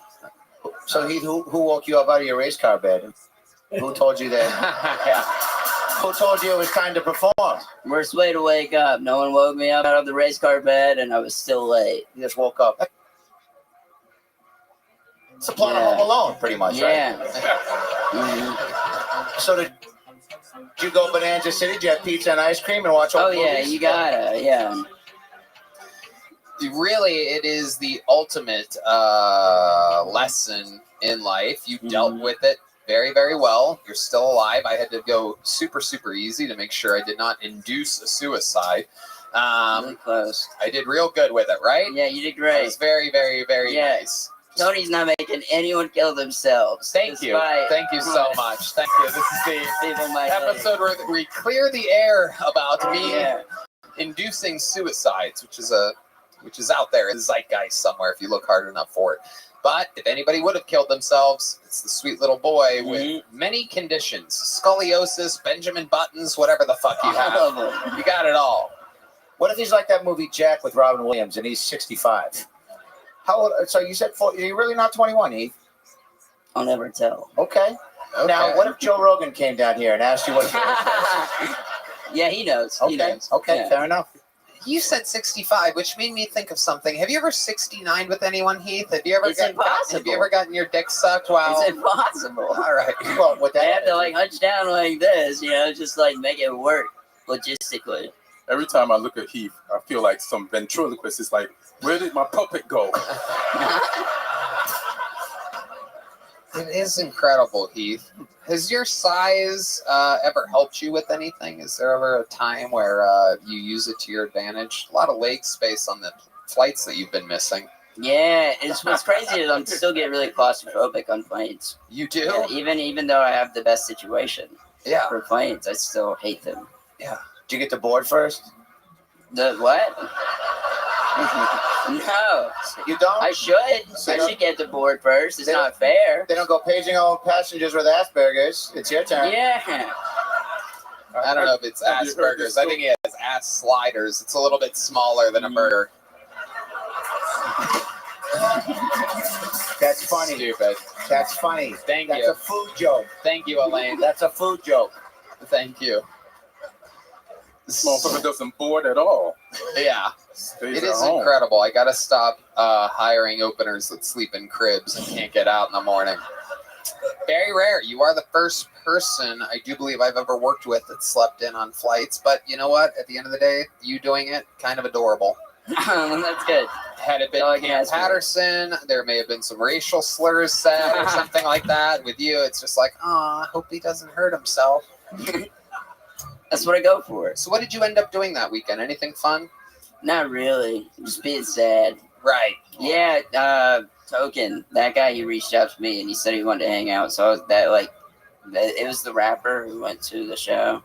Yeah, we put that together. His name's Token. I don't know what you're talking about. Oh, he was there. He met you. In Boston, that's Boston, right. Yeah, we met a rapper in Boston. I found out afterwards that he was a rapper. I just thought he was some fucking quiet kid hanging out. Yeah, I was listening to him since like high school, so like that just rubbed the salt in the wound. Wow, that I 3 or fucking 4 missed it. years. Wow. Yeah. Yeah, I just did that. Yep. Okay. Well, Heath, are you a big gangster rap guy? I try to be. Uh-oh. Why are you asking that question? I don't know. I just felt like it might be time for a rap battle. Yeah. No. Elaine, what are you doing? Who? You're going to have him rap? Newsflash, this ain't Gatorade. I just feel like if you're a fan of rap, at some point, if you have time off and you missed a flight, you I'm probably such a fan of rap that I'm not gonna rap on stage right now. Okay, well, Yeah. you could have just. Good move. Good move. Thank you. Great. Yeah. Okay, well, it's coming from the black guy. It probably isn't. the Yeah, most. exactly. Great move. Well, Heath, another fun 50 seconds. You know, writing is not easy, and you wait. You use your golden ticket wisely and only come in when you're ready for it, and I love it. And you're a very promising young buck. Congratulations. 21-year-old Heath Cordes, ladies and gentlemen. I'll see you tonight, Heath. No condoms necessary. Way to fuck up, dude. Celia! Oh my goodness, thank you so much. I need that. All right, pulled another name out of the bucket. Here we go, 60 seconds uninterrupted from Andrew Ginsberg. Here comes Andrew Ginsberg, everybody. Here he is. Come on, make some noise for Andrew, everyone. Yeah, I got called for jury duty last week. I haven't had to do that in a while. I was a little nervous. I haven't had to do it in a bit. Don't know anything about the justice system. I've seen 895 episodes of Judge Judy, but that's it, so I don't know what to expect. You know what I mean? But my friends told me, don't worry, there's a really long orientation before they start, so they'll teach you everything you need to know about sending somebody to jail. But they didn't tell us anything about that for 30 minutes. The lady behind the counter, all she told us about was how to fill out the address section of the juror form the whole time I was there. The whole time she was just like, if you live in a house, you're not going to put an apartment number on the form. You live in a house. Sir, why are you putting an apartment number on the form? You live in a house. This went on for 30 fucking minutes, you know? And I'm saying to myself, why are they telling us about this instead of anything about the justice system? Why are they telling us about this address form? And it dawned on me. The other people in my group, they couldn't fill out the address form. They were struggling with it. And it just got me thinking, like, these are your peers. This is the jury. If you commit a crime, these fucking people are going to sentence you to prison. They can't even fill out the fucking address form. There's a lady in my group eating a Klondike bar at 9:30 in the morning. Are you fucking kidding me? If you eat ice cream before lunch, you're not qualified to send somebody to prison. I'm sorry. That's how I feel about that, you know? Started taking my anger out on the judge. I was like, dude, you studied law for what, 20 years? Need help from 30 random fucking weirdos to help you make a decision? Get it together. Use your brain. You're a lawyer. It's like if I went to the doctor and he was like, I think you have... Good Lord almighty, Andrew. Jesus Christ. Holy shit. Well, here's someone who's not going to get a titty fuck. Oh my God. What the fuck was that? Hi, Andrew. Hey, how you doing? How long have you been doing stand-up for? 6 years. Oh boy. Sorry. What was that? Well, I'll tell you the truth. Yeah, please do. I have a tight set, but my friends were saying if you got on the show to do something that you're excited about, that's new, and it just didn't translate. Oh, wow, your friends fucked you. Yeah. Your friends hate you, Andrew Ginsberg. Yeah, they sure do. Why don't you give us an example? 6 years in the game, why don't you do your best joke? Okay. Yep. I just turned 35 recently. Thank you. Yeah. Yep. Now I'm hanging out with all 25-year-olds now. I realized, all my real friends got married and moved to the suburbs and had kids, so I had to regroup. I'm hanging out with 25-year-olds, you know? Oh, shit. No. I'm not done. Oh, shit. Maybe I will give you that titty fuck. Oh, shit. I'm just nervous. You live in New York? Yeah. You know how I know? Yeah. You do that. New Yorkers do that, and they do this. Something to keep an eye on. They can't fucking help them. Another thing is, it's fucking terrible. You make up for a lack of everything with all this fucking... No, yeah, you can't help yourself. Just bombing and fucking moving the mic. Hey, can't tell I'm bombing. Look over here. Fucking New York tricks. Ian, am I correct? You've seen this before, I've right? seen that before. Yeah. Listen, man, the only way you can save the rest of your time up here Yeah. is if your dad got killed by a bunch of baseball bats. He's not wrong. And if you caught your girlfriend cheating, you better have some tragedy. Yeah, Ginsberg, we got to get into it. You got to save this with an interview, dude. Look, he's doing the double hand thing, doesn't even know it. Ha, ha. I could go on and on, people. I study this art form. I've known it. By the way, Shane and Attell do the double hand thing, but they can get away with it. It's their thing. That's why the rest of them are doing it. Anyway, just got to get that disclaimer out there before everybody fucking loses their minds. You suck. let's get into it. 6 years, your new minute sucks, your best joke sucks. Well, I tripped on that. I'm sorry. Okay, I'm so nervous. okay. Apologies don't work here, but it's okay.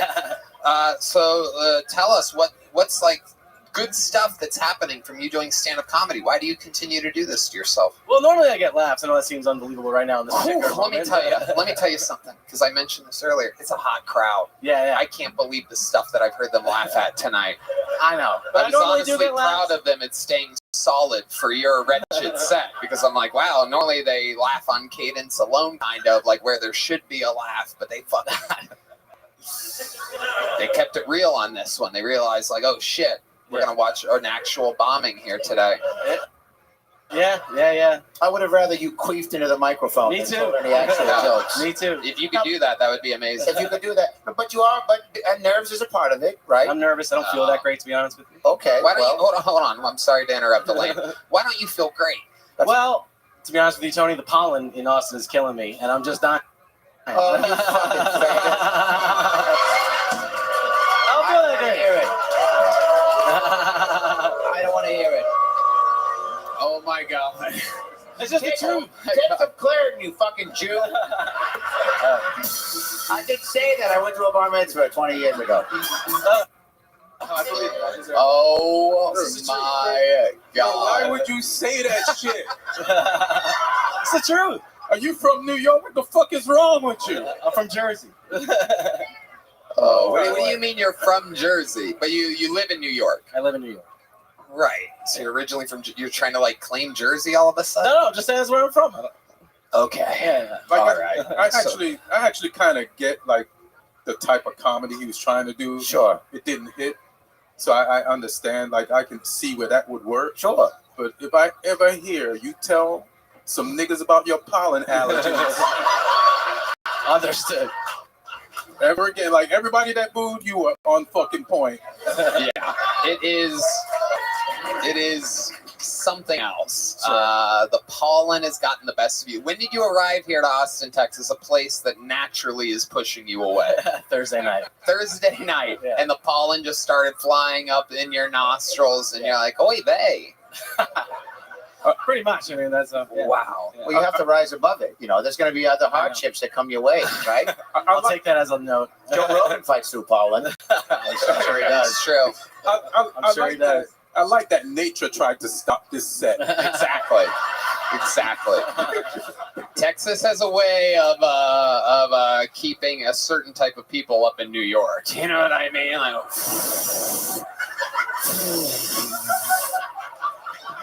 do your allergies affect you in other places? We do have allergies here. People get them. Weak people. Yeah. Yeah.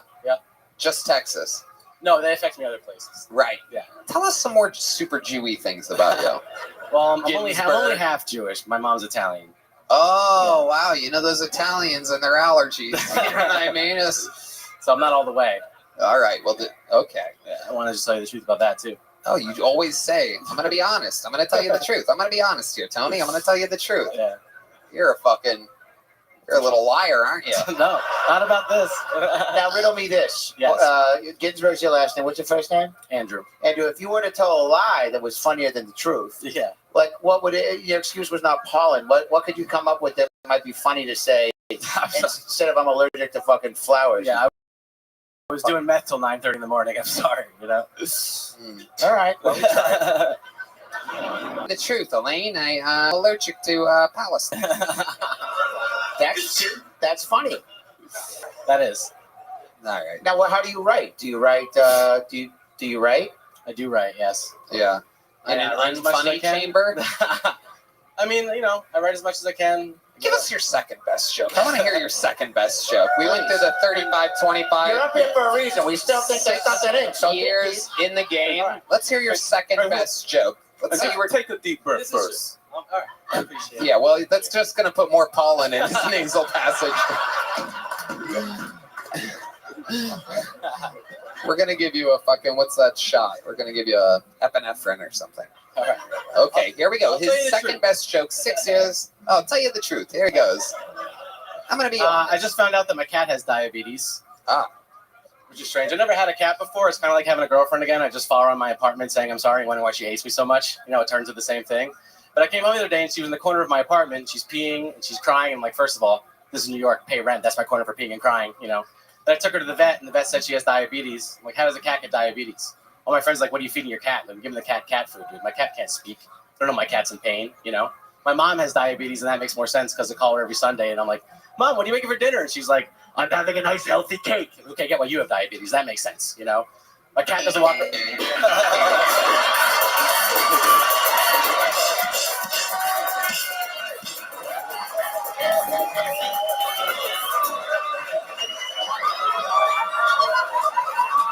That Seinfeld?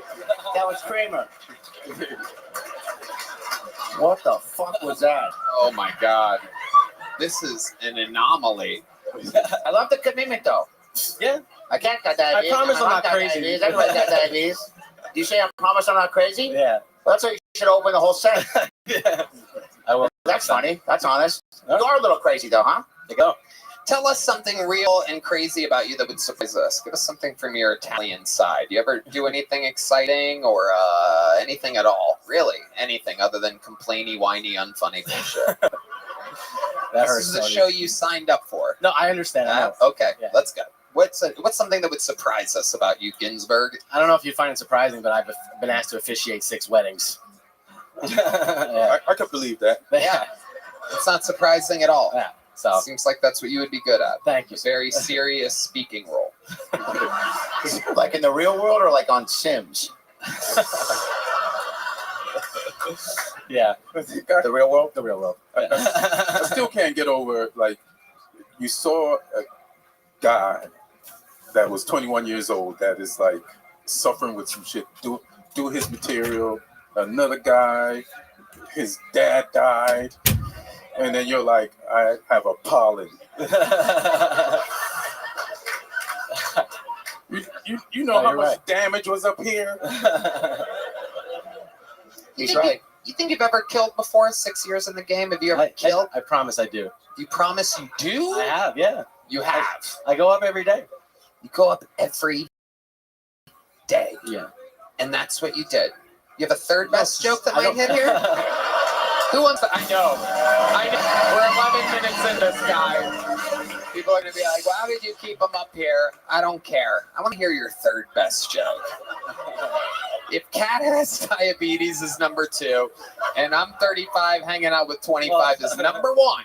No, it's not number 1. I didn't. Because you got to have I didn't finish that. I'm just, okay, let's start. The third best joke, ladies and gentlemen.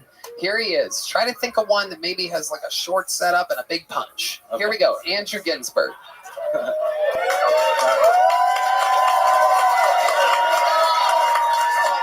6 years of New York comedy. Supposedly the comedy capital of the world. And here is Andrew Ginsburg. 6 years into being a New York comedian. New Jersey. No. No, he's been doing it in New York. Originally New Jersey. But here is New York comedian, everybody. Andrew Ginsburg. Yeah, we already did this. Go ahead into it. Well, I'll be honest. Okay, go ahead. I was saying to my friends, I feel like I'm like a raging alcoholic. You know what I mean? They're like, "God, what makes you say that, Ginsburg? You're not partying that hard." I'm like, I don't know. If you wake up every single big night, you're Googling, am I an alcoholic? You're definitely an alcoholic, right? I feel like most people don't do that. They're not like, should you have shit in the blender last night? Do people do that? What's the third result say on this Google search, you know? But I'm trying to roll. That's not fair. This is fucking amazing. Oh, this is amazing. Ginsburg, let me ask you something. I've noticed, and at first I thought there was no way that it was really happening, but I've noticed that you do this thing. You know what you do? No, sir. This thing where you kind of fucking, and then and then a ba-ba-da-ba, and then a da-da-da-da. You know, do you notice that you do that? Yeah. What is that? That's some Jersey shit. Jersey shit. Again, no, he's a New York comedian. I want those New York comics to see one of their own out here just fucking, you're on lineups out there, right? Yeah. Yes, yeah, up there with everybody else. This is what's going on in New York comedy right now, right? It's not my best night. It's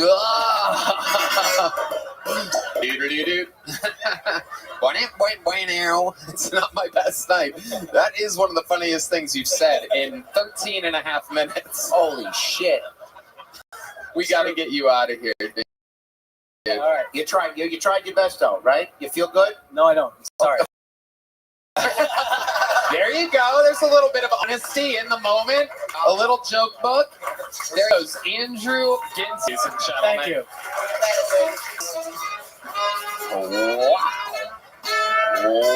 Wow.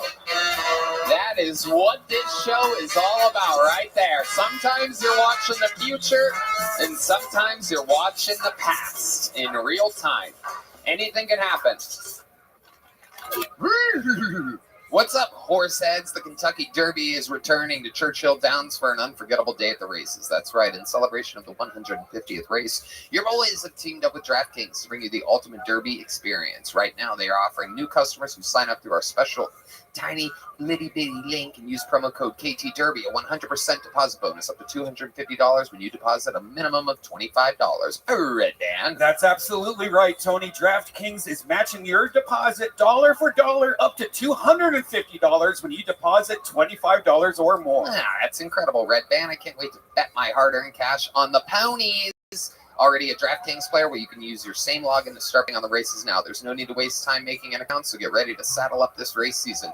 Download the #1 ranked horse betting app in America using the link down below, and make sure to sign up with our promo code KTDerby. The winner's circle awaits.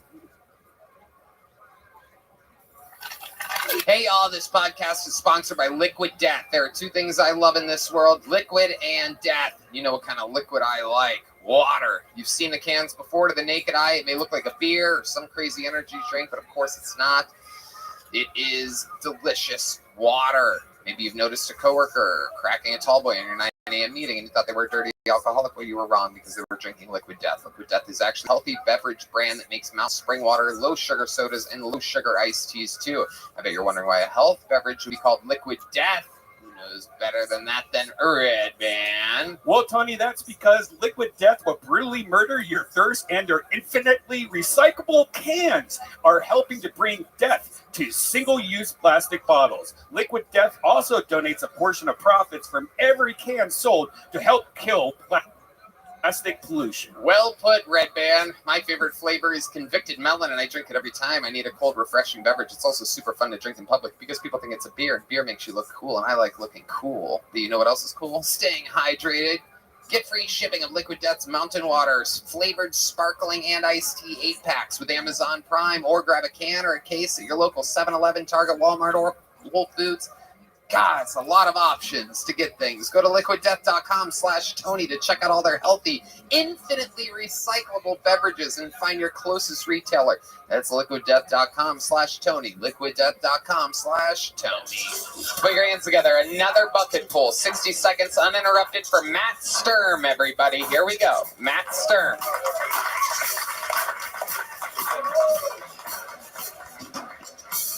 Hey guys, fuck. How's it going? I'm getting a little fat. You're not fat. Why are you laughing, man? You're a little fat. You are, you piece of... No, you're a good guy. I'm getting a little fat, guys. I was with a girl recently. She tried to titty fuck me. Yeah, you ever have that happen to you? She was starting to milk me like a fucking ravaging beast. She was fucking pulling my tits and shit. I'm Matt, by the way. I'm German and Jewish, so I want to kill myself. You know? Yeah, it's not a joke. What else, guys? Fuck, man. Passion of the Christ 2 came out quick. I can do this fast. Passion of the Christ 2 came out quickly. Mel Gibson announced it. It's a good time for him to hate Jews, right? Fuck. You can laugh. I just said I'm Jewish. It's okay. How you guys feel about Hamas? You like Hamas? No. Ooh. You don't like it, huh? What? What did you say? Oh, that's it. Wow. Wow. All right. looks like Ginsburg cursed the show. Yeah, I know. All right, Matt Sturm, relax. Take a breath for a moment. I'm fat, so I can't fucking breathe, man. Okay, Matt, relax. How long have you been on stand-up? Just about a little longer than Ginsburg. Okay, why don't you tell us how long you've been doing stand-up, Matt? Oh, about 8 years. 8 Tony. years. Where yeah. at? Where at? Well, it's been hard because I'm from Vermont originally. Live in Connecticut, the dreaded Connecticut. So I would have to take a train in New York, do a bunch of New York City. New York comedian, ladies and gentlemen. Wow. Does that work there? No. Okay. Listen, man, I'm from New York. These niggas is not from New York. Yeah, I'm not. I'm from New England. You look hot. No, you're a comedy store guy, Ian. Did you start in New York? Yeah, I started in New York. Yeah. Yeah, and I did like the Boston, the Cellar. Yeah. And then I moved to LA and I'm a store guy. So I'm a both. You're a true store guy, though. I mean, I've known you there every week for 17 years, right? Yeah, you're one of the greats, Ian. I've never seen you ask a random crowd member when you're bombing, hey, you into Hamas? Yeah. This guy got thrown off by everything, by the way. Nobody in New York would do that shit. It's a good question. That's not a bad question. Now, I don't know if the answer, but well, you look like you drive Uber. Do you drive Uber? I've been in an Uber. Okay, it's a start. I What do you do for work? I'm looking for work. I don't have a job. What was your last job? I worked at a restaurant. I was a waiter. Okay. How long did you do that for? Oh, fucking 10 years. How recently did you lose that job? About 6 months, man. Okay, so how do you have enough money to survive 6 months? I was in my mom's basement. I wasn't doing shit, man. So I came down here. How long have you been here? I've been here about, a little more than a month, I think. How's it going? I love it. I'm having a fucking blast. What are you doing here that you're having such a blast? Just going to all sorts of hikes and shows and having being around some comics that are really nice. The scene's really tight knit. There's a lot of cool guys around here that are super nice. So wow, what an adorable answer. Okay. What's your what do you do for fun? Anything other than stand-up comedy? Oh, Tony, sometimes I just take a long fucking look at the river and I think about the that ladybird that you've been murdering there? Yeah, well, the ladybird late killer still is at rise. We don't know who it is, but there's some rumors. Don't make me do it again, Red Man. Is Ginsburg staying with you while he's out here? No. I met him tonight, but we're you from sure? Well, I recognized him from New York. Half Jewish. Yes. From the East Coast. Well, only a few of us survived that thing that happened. Topical. So let's talk about it here, Matt. You do recognize Ginsburg from New York's comedy scene. I've seen his face for sure. Let's do a fun thing. Yeah. Since we had him try this, why don't we hear your best joke? You didn't do it tonight. You were saying what else in 35 seconds. So let's do a little fun thing. Oh, yeah. A little New York edition of your best joke. 8 years as a stand-up comedian. Grinding and grueling. Taking a train, am I correct, from Connecticut to New York City? Yep, grinding and grueling, slinging my fucking good-ass jokes. Okay, here you are. Your best joke, ladies and gentlemen, Matt Sturm, and go. I'm gay! Oh, crickets. No. Oh, okay.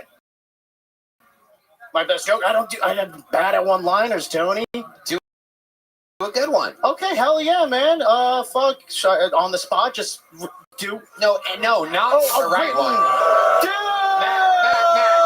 Matt, don't make more noises in the... Sorry. Just listen. Wait, so when you were working at the restaurant, if they were like, hey, how's the Caesar salad? Will you just go, I'm gay, and pull your shirt up? Yes.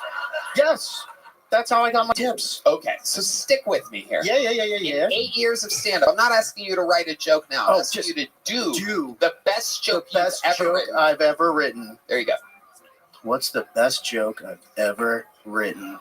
There he goes, Matt Stern, Yeah, everybody. So, there you go. I don't know what the best joke is. Bye-bye, Matt. There he goes. Very good. Blacklisted. Do not touch these people anymore. No more handshakes or high fives or anything, by the way. That's not a thing. Whew. 2 New York comedians back to back, and now, sorry, Ian. I don't know why you're claiming New York. This is like said he's from Connecticut. Where they do stand up is what I'm counting here. He goes to New York, but it obviously is not. I don't care where they sleep. It's where they perform.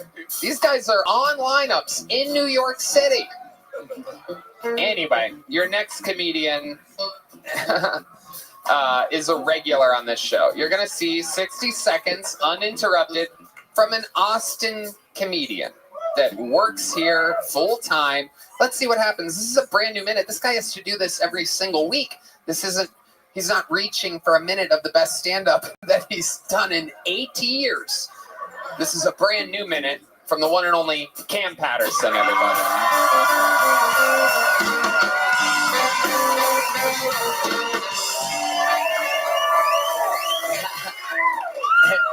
Hey, them last niggas was terrible, dog.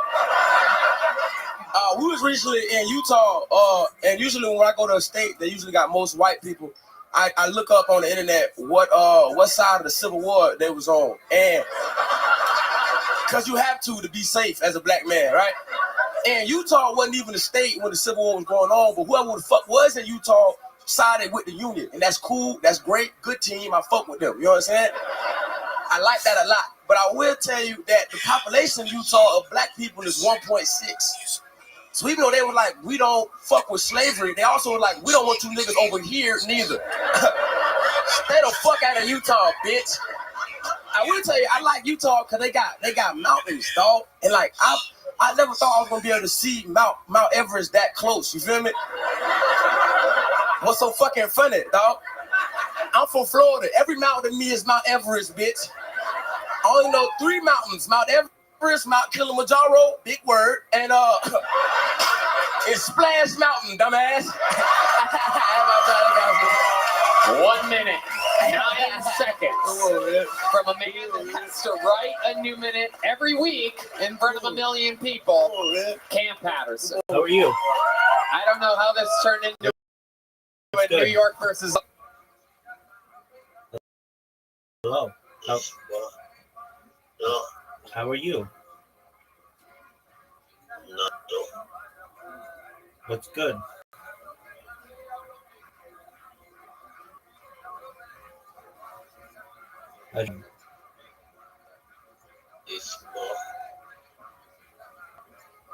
What are you saying? Cool story, bro. This is Austin fucking Harlem Globetrotters game, but I love it. Come on, man. This is what we do, man. Just a professional bawling all over 2 white nerds. Them niggas was, the last nigga, the nigga that went before Heath. Yeah. Jerry, y'all let that nigga go home? What do you mean? He's a fucking serial killer, Yeah, dog. I know. Nobody, I talk to nobody. Somebody arrest this nigga, dog. He kills people. He fucking murders people, man. It's fucked up how they wait to find the body. Yeah, it's like, he right here. It's right there, just get him. Get him right.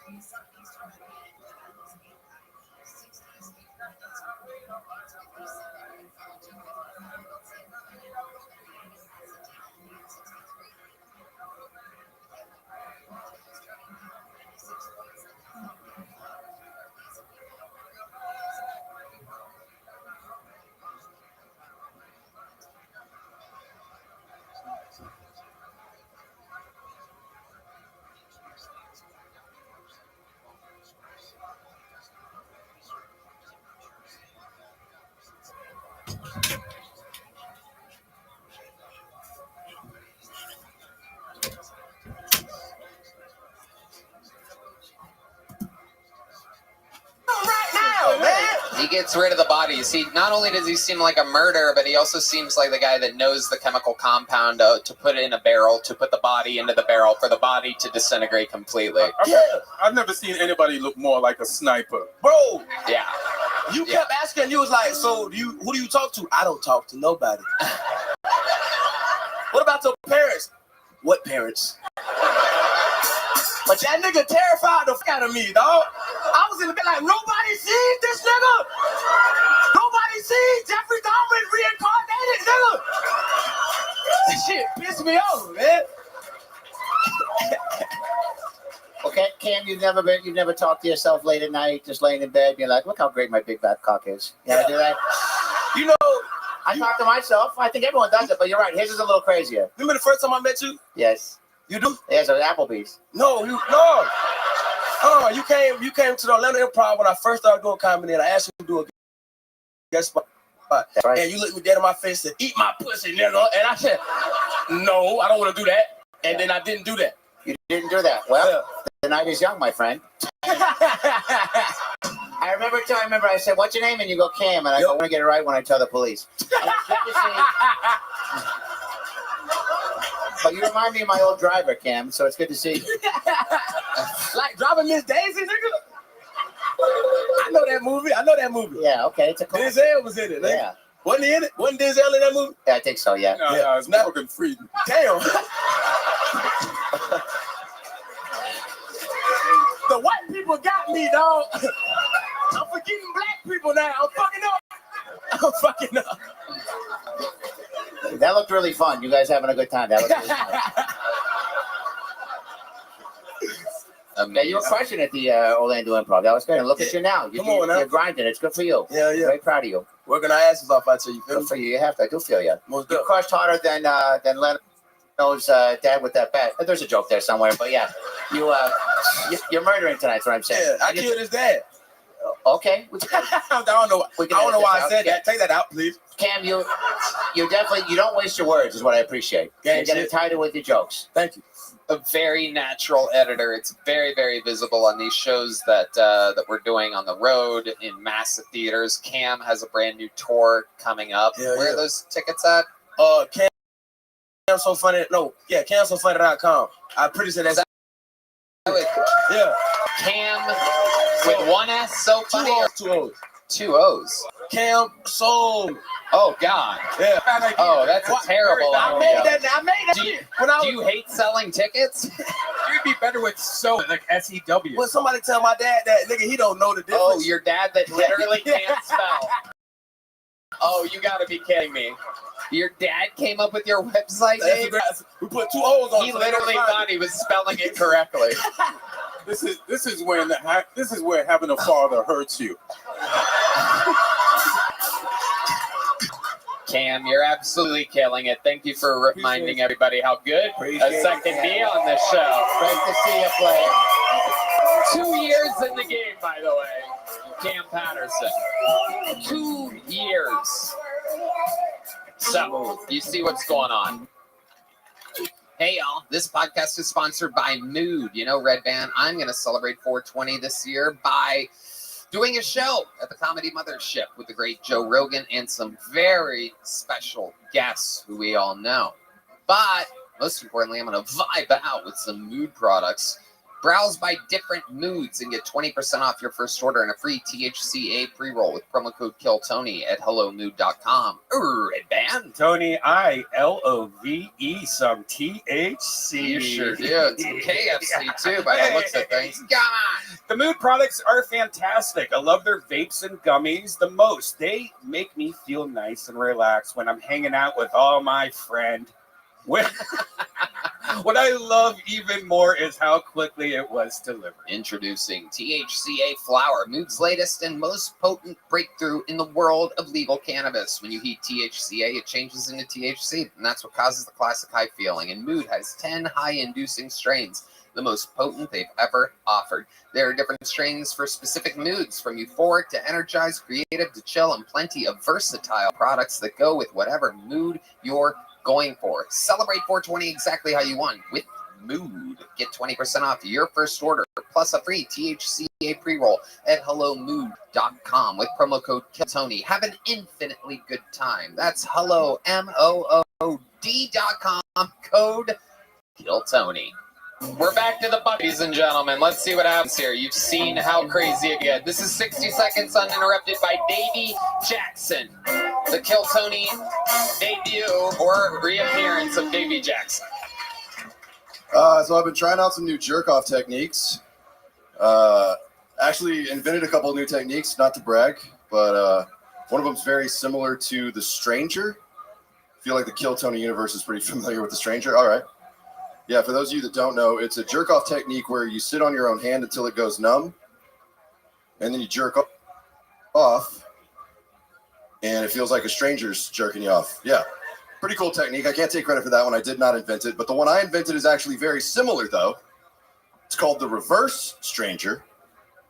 That's right. It's where you sit on your own dick.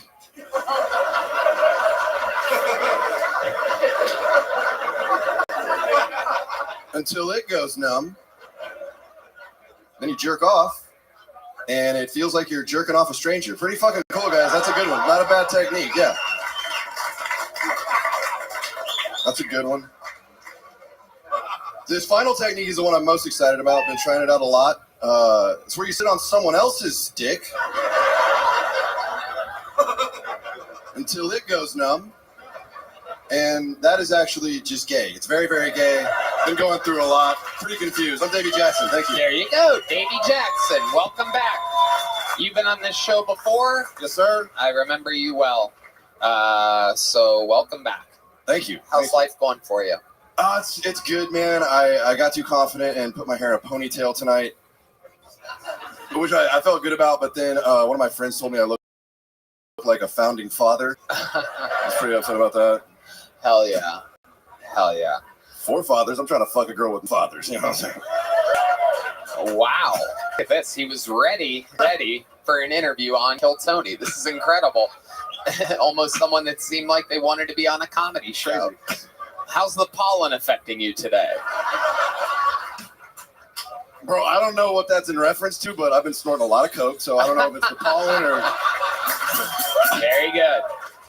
Where's the craziest place you've done cocaine at? Off of Miss Doubtflamer's tits, I guess. Doubtflamer. Now, was Doubtflamer, was that a joke or was that a slip-up? I think he's calling you a gay Mrs. Doubtfire. Okay, fair enough. Well, you just talked yourself out of a titty fuck, my friend. So the joke's on you. Sit on your own dick again, huh?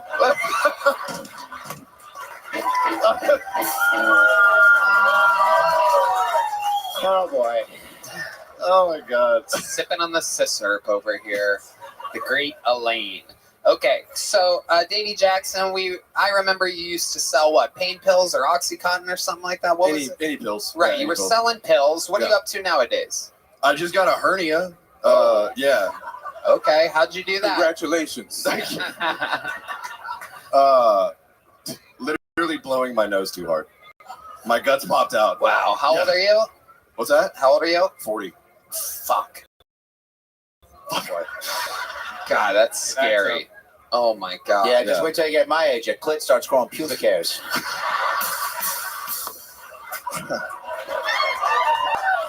I just sit on your. No, I'm sorry. It sucks. Getting older sucks. I'm gonna tell you. So the hernia thing, I feel bad for you. Well, how'd you fix it? What'd you do? I haven't gotten it fixed yet. It's still fucking there. I have to go for surgery, so guess who's re-upping on pain pills? Let's fucking go. Let's go. Okay. Business is a booming. What's your love life like right now? You're a good-looking guy. Ponytail energies. Appreciate that. Dude, it's shit right now, actually. How's that possible? Dude, I think I fucked all the Latin girls in San Antonio. I think I just ran through all of them. Okay. So I'm having to go to white girls, and they're boring as fuck. Holy shit, y'all are boring. What's the difference? Between a Latin girl and a white girl? Yes. Literally everything. Yeah. See, there they are. Yeah. Run down the list. One makes you peanut butter and jelly sandwiches. The other one stabs you. There we go. That's a big difference. Yeah. Yeah. Who's crazy? They come with kids. Right. And that's great. I mean, I love kids. Not like that, but I Okay.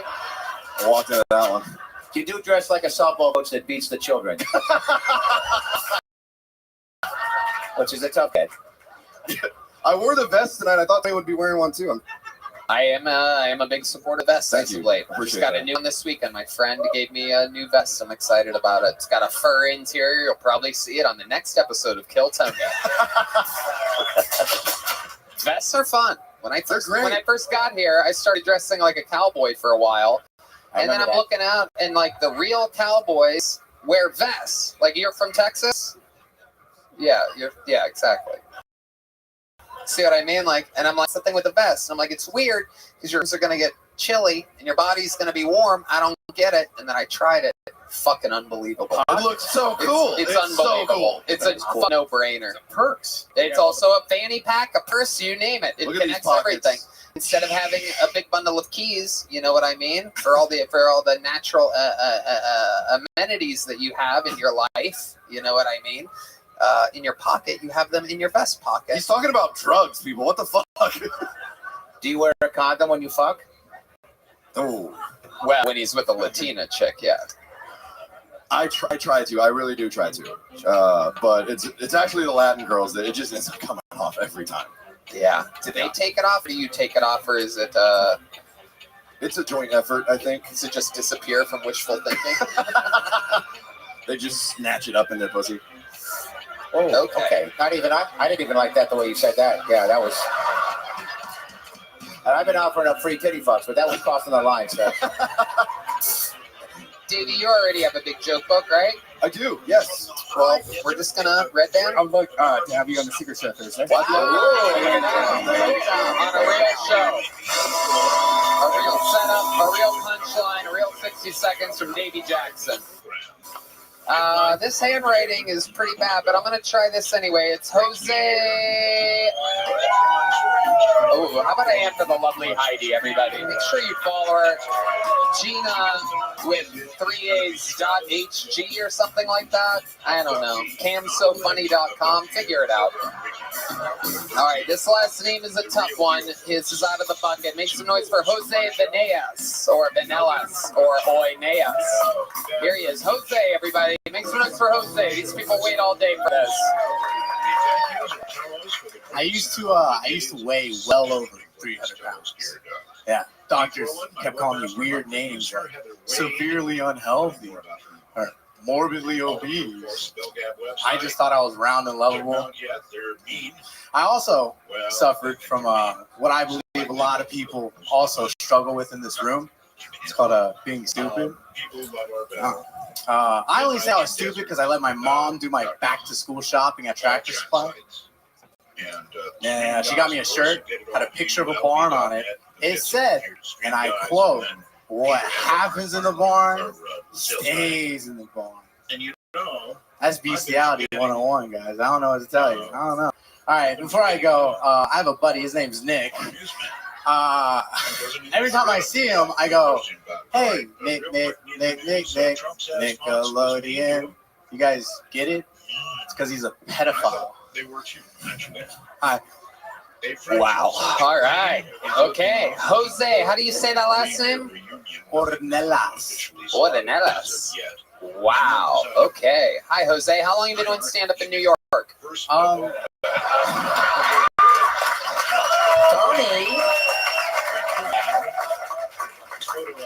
A little over a year. You were in New York? No, sir. Oh, Jesus. Where at? Almost having San Marcos. Where? San Antonio. San Antonio. Yes, sir. You were close. You were close. How fucking dialed in I am. I can tell you the freeway to get there right now. That's the New York of Texas. It is. It is. San Marcos is the least funny part of Texas. Okay, Jose, god awful appearance. I mean, unbelievably bad. Incredible. Yeah, you made Andrew Ginsberg look like. So you brought the show down to a new low. You've seen the show before, correct? Oh, I mean, of course not, sir. You haven't seen the show. I mean, I've seen clips. I've seen what happens. But, do you know what happens at this part? Yeah, this is where I get flamed, dog. Well, not necessarily. Okay. Can you tell us interesting things about your life that maybe would have been more interesting for you to talk about tonight in your minute? Any fun facts about you that you think makes you different than everybody else here? Different than everybody. Well, first of all, I'm me. All right. Type shit, first of all. What? What? Huh? What did you just say? Did you just say I'm me? I'm me. Oh, Where are you? All right. Real? You know something real? You know something? Elementary school, right? I was feeling not too good. I went to use the restroom. I had to take a number 2, and then I threw up in my underwear. You know what? I had to walk to class to tell my teacher, hey, I gotta go to the nurse. So did you or did you not shit your pants? Oh, I shit in the toilet, but I threw up in my pants. Have you ever done that? No. Exactly. What the fuck are you talking about? Fucking New Lows, dude. New Lows? Elaine, stop. You're gonna make it funny. Sorry. Jose, I'm gonna save you. I'm gonna get you out of here right now. No, don't do that. Yeah. No, I'm gonna do it. You gotta go, buddy. No joke book. No little joke book, no big joke book. Prepare next time. Do a minute of stand-up comedy. It's okay. There he goes, Jose, ladies and gentlemen. There goes Jose. But you know what? I want to do something really special right now. Because, we've seen some bombs tonight. We've hit some lows. And you saw Cam Patterson bring it back. You saw Casey Rocket come out with energy and silliness and fun punchlines. Let's do something really, really fun. When you hear that noise, you know some shit's about to go down. One of our regulars, has taken a long hiatus to prepare for his rematch at the Forum. It has been months since this man has done a minute on the show. If you know the words, sing it. Ladies and gentlemen, this is on Tim.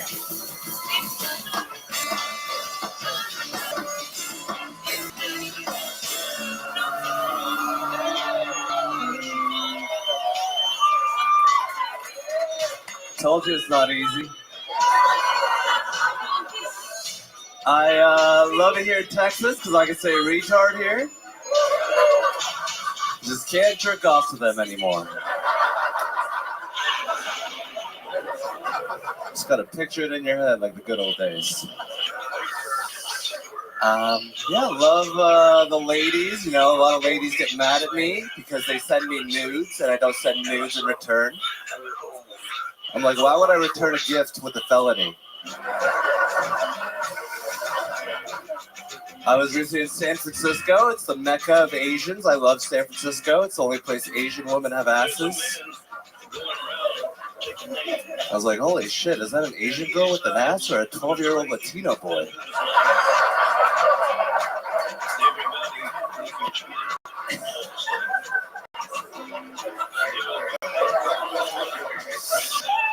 Thank you. Wow, Hans Kim. I miss you, buddy. I miss you too, Tony. Wow. The pop from the crowd was insane. The return of one of the all-time greats. You've watched him write and perform hundreds and hundreds of minutes on this show, and here he is, back, better than ever, still Asian. You could tell that he's coming off a weekend with me in Utah, which keeps being a running theme on the show because I did take him and Cam Patterson and Casey Rocket to Utah. And Hans is the only one baller enough to go straight to the airport and buy a shirt. Try to get the people on his side right from the arrival. How did you end up with the Utah hoodie like that? I checked the weather. I thought it'd be like Texas, beautiful and habitable human beings. Unless you're allergic to pollen. Oy vey, it makes you unfunny. I don't know if you guys have the same reaction to pollen as Andrew Ginsberg, but did you happen to see Andrew Ginsberg earlier? Yeah, he was there. Apparently he's allergic to jokes. My sweet, sweet Hans Kim. Elaine, what do you think about Hans? Well, as far as Asian comedians go, you're pretty good. Now, Hans, you're very funny. Your jokes are always on point. You're always writing the new stuff. What is, so you got to Utah. What'd you see? What'd you do? I mean, Utah was great. Women are very beautiful. They're Mormons. They are beautiful, but they don't put out. So you can look, but don't touch. That was my policy. But I did do a little bit of touching. There you go. Yeah, how does Hans Kim find, what's your move on the road? You know what I'm saying? You slide into DMs? What do you do? I just hang around and wait for someone famous to invite women to the show. What? Okay. What the fuck, Hans? I don't even know what you're talking about. What? Why would I do that? I'm gay, remember? I love being gay. What's the song? Ooh, penis in the butt. Hey. There you go. Thank you, Red Man, for the easy out there. Okay. I love it, Hans. Anything else we should know about? What do you promote? What do you want to plug? Something? I'm in like North Carolina, South Carolina coming up. I'm doing a bunch of dates there, so check it out on my website. I have it's also in North and South Korea coming up. Okay. What else? I am in an open relationship, so feel free to take advantage of that. Hans is what you think he is. He's brutally honest and ridiculously horny. What's the oldest chick you've been with, Hans? What'd you say, Elaine? What's the oldest chick you've been with? Probably like 68. Holy shit. Oh my God. Hold on. This might be the guy that I've interviewed the most that's been on the show tonight, and we find this right now. Yeah, Elaine brought it out of me. Yeah. Well, I like to put it in me. Tell us about this 68-year-old, Hans. Where were you? I was in Seattle, Washington, doing open mics, and, this is Asian. She was a grandmother, or no, she was just a mother. I guess she had a really young daughter. And, I didn't meet the daughter. There was no weirdness, but... So you think the 68 was weird? So wait, she saw you at an open mic, and she's like, "You're funny. Come back to my place." She never said I was funny, but okay. I pictured it in my head. You went back to her place? Yes. Okay, tell us how this goes down exactly. It was great.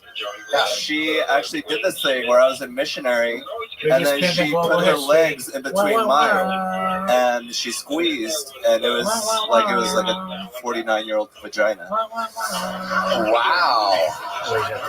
Wow. Elaine, do you know about this move? Well, I do know that if you're 69 to 68-year-old, you get a free bowl of chicken fried rice. If it's Asian on Asian, which sounds like us, yeah? Yeah. Now, are you only attracted to old Asians, or does the old white have a sneak in there? Shit, I'm attracted to young Asians, but I was an open micer. That was all I could get. Wow. But she was great. Okay. Did you wear a condom? I think so. Yeah, she was With a pretty responsible. 68-year-old. Yeah, she probably had a lot of history. She probably did. It's not like you could get her pregnant, so I guess she was good. Yeah, no, if it's over 60, I can vouch, Hans. There's a lot of stuff. I've got a DVD of Frasier in my pussy right now. So I can or my corner of it hanging out. There really is a DVD of Frasier in Elaine's pussy right now, right, Dan? What was she wearing? Like, Soon enough, I saw you suck so much dick. A few bags, like She had a samurai sword on her or something like that. Some type of what she have, Hans? Was she wearing a Asian takeout box? She looked a lot like Elaine's outfit tonight. No, she looked like a young, you know, everything looked great until, you know, the face was a little old, but Sure. other than that, it looked like it wasn't what I was doing. Wow. I don't know if that last sentence added up for us, Hans. Now, what's your move with the 68-year-old? That's my last question. What's your move? How do you grease the wheels? I'm just like, hey, you got any cookies for me? Or, you know, I'll sit on your lap. You know, I'm down. And she's like, you ever heard of Andrew Ginsberg? Yeah, he's got allergies, I think. Yeah. Is that him? Yeah. He's a great Bro, guy. dog, if you're watching this What, right now, when do you think you made her orgasm? Definitely not. Definitely not. What happened exactly? Did you not last long? No, she was just like, I'm 68, I'm not going to let you make me come like that. Wow, she told you that? Yeah. God, see how asking another question sometimes gets you to the fucking end zone? She told you specifically that you weren't going to make her come. Yeah. She could tell. She's like, you're not good enough. Did you massage therapist or something? What was she? Like, you know what Yeah, do you know what she did for work? No, she was just normal Asian. So yes. What was her place like? It was like a house in Seattle, 2 stories, pretty nice. You walked in and you just heard.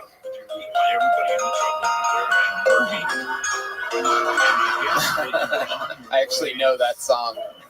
Did you just play that? Yeah, that was me. John, stop. Let me shine for a second. Somebody saw something in the distance. Oh. I'm backwards. That's pretty good. I'm trying my best. Shut up, Yoling! You ate a hamburger during sound check, you fucking faggot!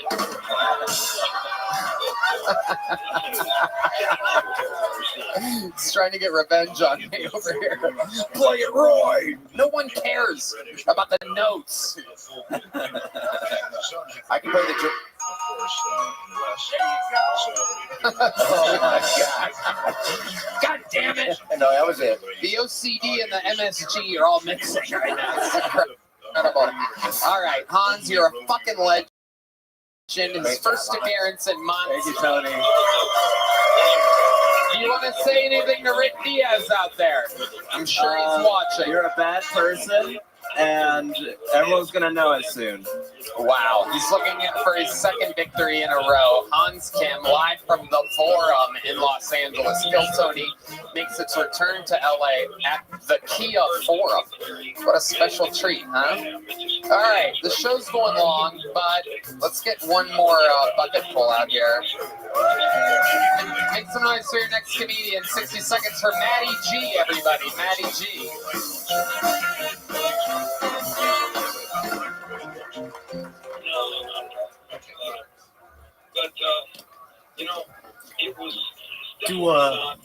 Do gay guys Well, tweet? I gotta tell this story. I think COVID tests are a Well, lot I'm sure like nobody's gonna hear this. STD tests. But it is so fucking dicky shit yourself. You don't have it. Right, so I went to school with my boys. For like, I've been taking biotin to grow out all my facial hair. I didn't know that biotin was a hair supplement for all your hair. Incredible gas. And when you're around all I got a dudes, bush down there. So yeah, realize now every time I you want to just take let a it go. dick At pic, any given time. I gotta hire a team of Mexicans Just like lift just to up come an ass over. cheek. I've basically been taking Sometimes you get Scott's those turf sounds builder for my balls.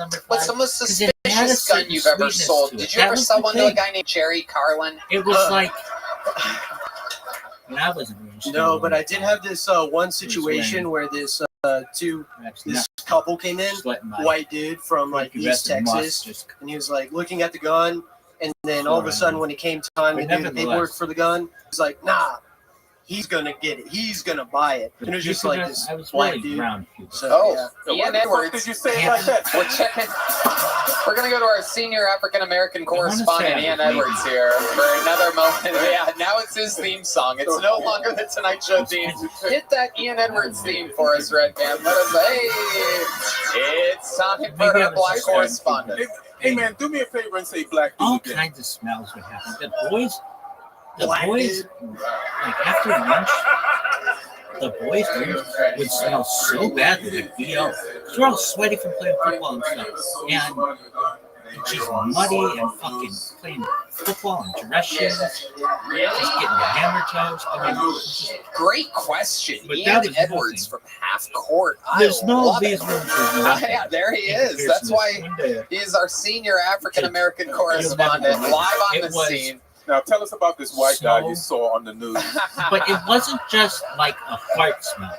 It was sweet with the fart smell. And That's did he why it was perform like, earlier tonight and have they a were like, blast? I don't even have the words. There was an aroma to it that I still to this day never smelled. There was one day, it was like one shiny day where I had the absolute worst fart on this earth. On this earth. You ask anybody in there and they would say to you, all right. that day, Maddie, here's something a little happened. good stuff, buddy. Get out of here. Some guns. They could literally go down to one of those Dateline things where everybody sits down and Too long. We're in overtime right now. Fucking But yes. I realized we didn't have a female stand-up Anyway. comedian tonight, so in order to make up for that, I pulled out of the bucket until I got a lady. You guys ready for your final bucket pull of the night? So first period, 60 seconds uninterrupted for Kelly Quinn, everybody. Kelly Quinn. this out, but I don't think so because it didn't it would have taken down. My husband always gives me grief for saving all my fast food napkins in this car.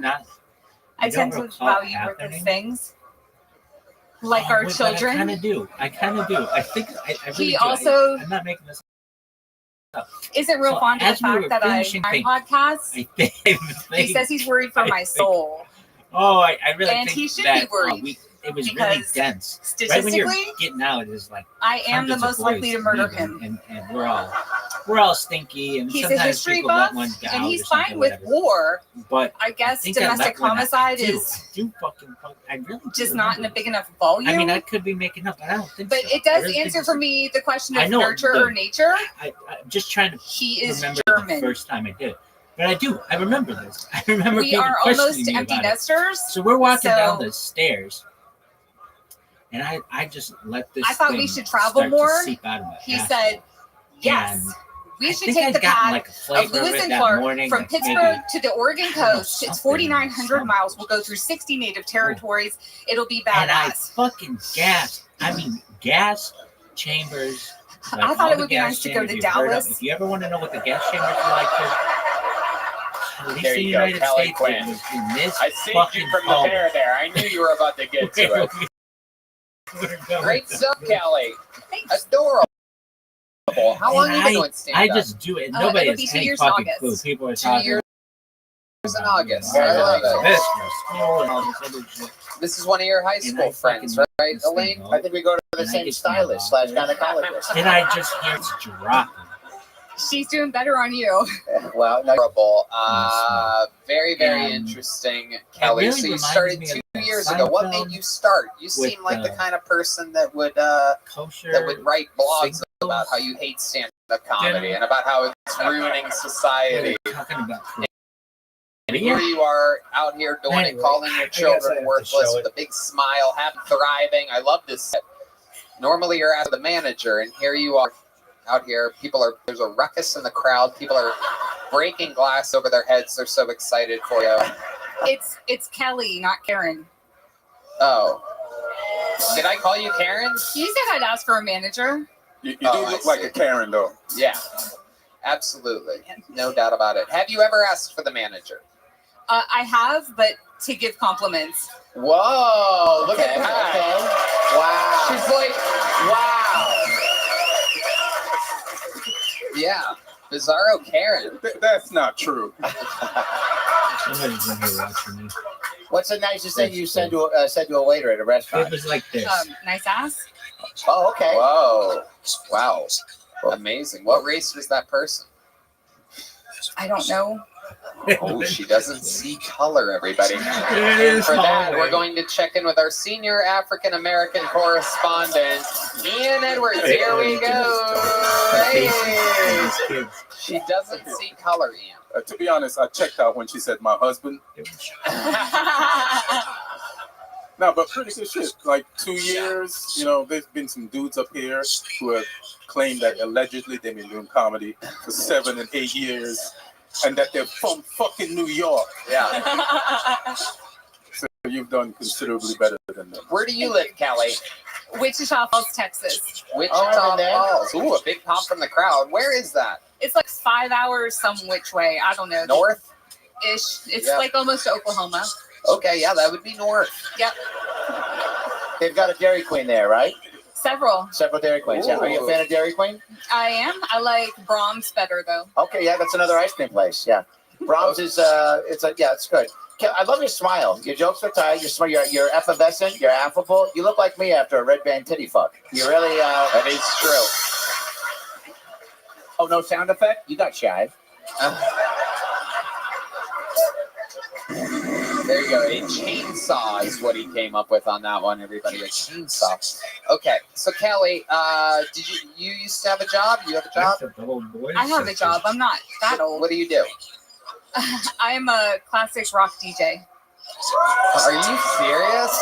Wow. On like an FM radio station? Yes, real terrestrial radio. Wow. Do you have a special DJ name? Kelly Quinn. Kelly Quinn in the afternoons, mornings? 9 to 2, so midday. So a lot of you playing with Bare Naked Ladies and Sugar Ray. No. No, it's classic rock. It's not shit radio. Okay. Right. Goddamn right. Wow. It's amazing. And you love classic rock. I do. Can you give us a little example of you tossing to a song? was just like or that. like I mean, what you this do fucking in between stairwell songs? Can we just and hear your hallway true radio voice? Let's all Very close gas our chamber. eyes.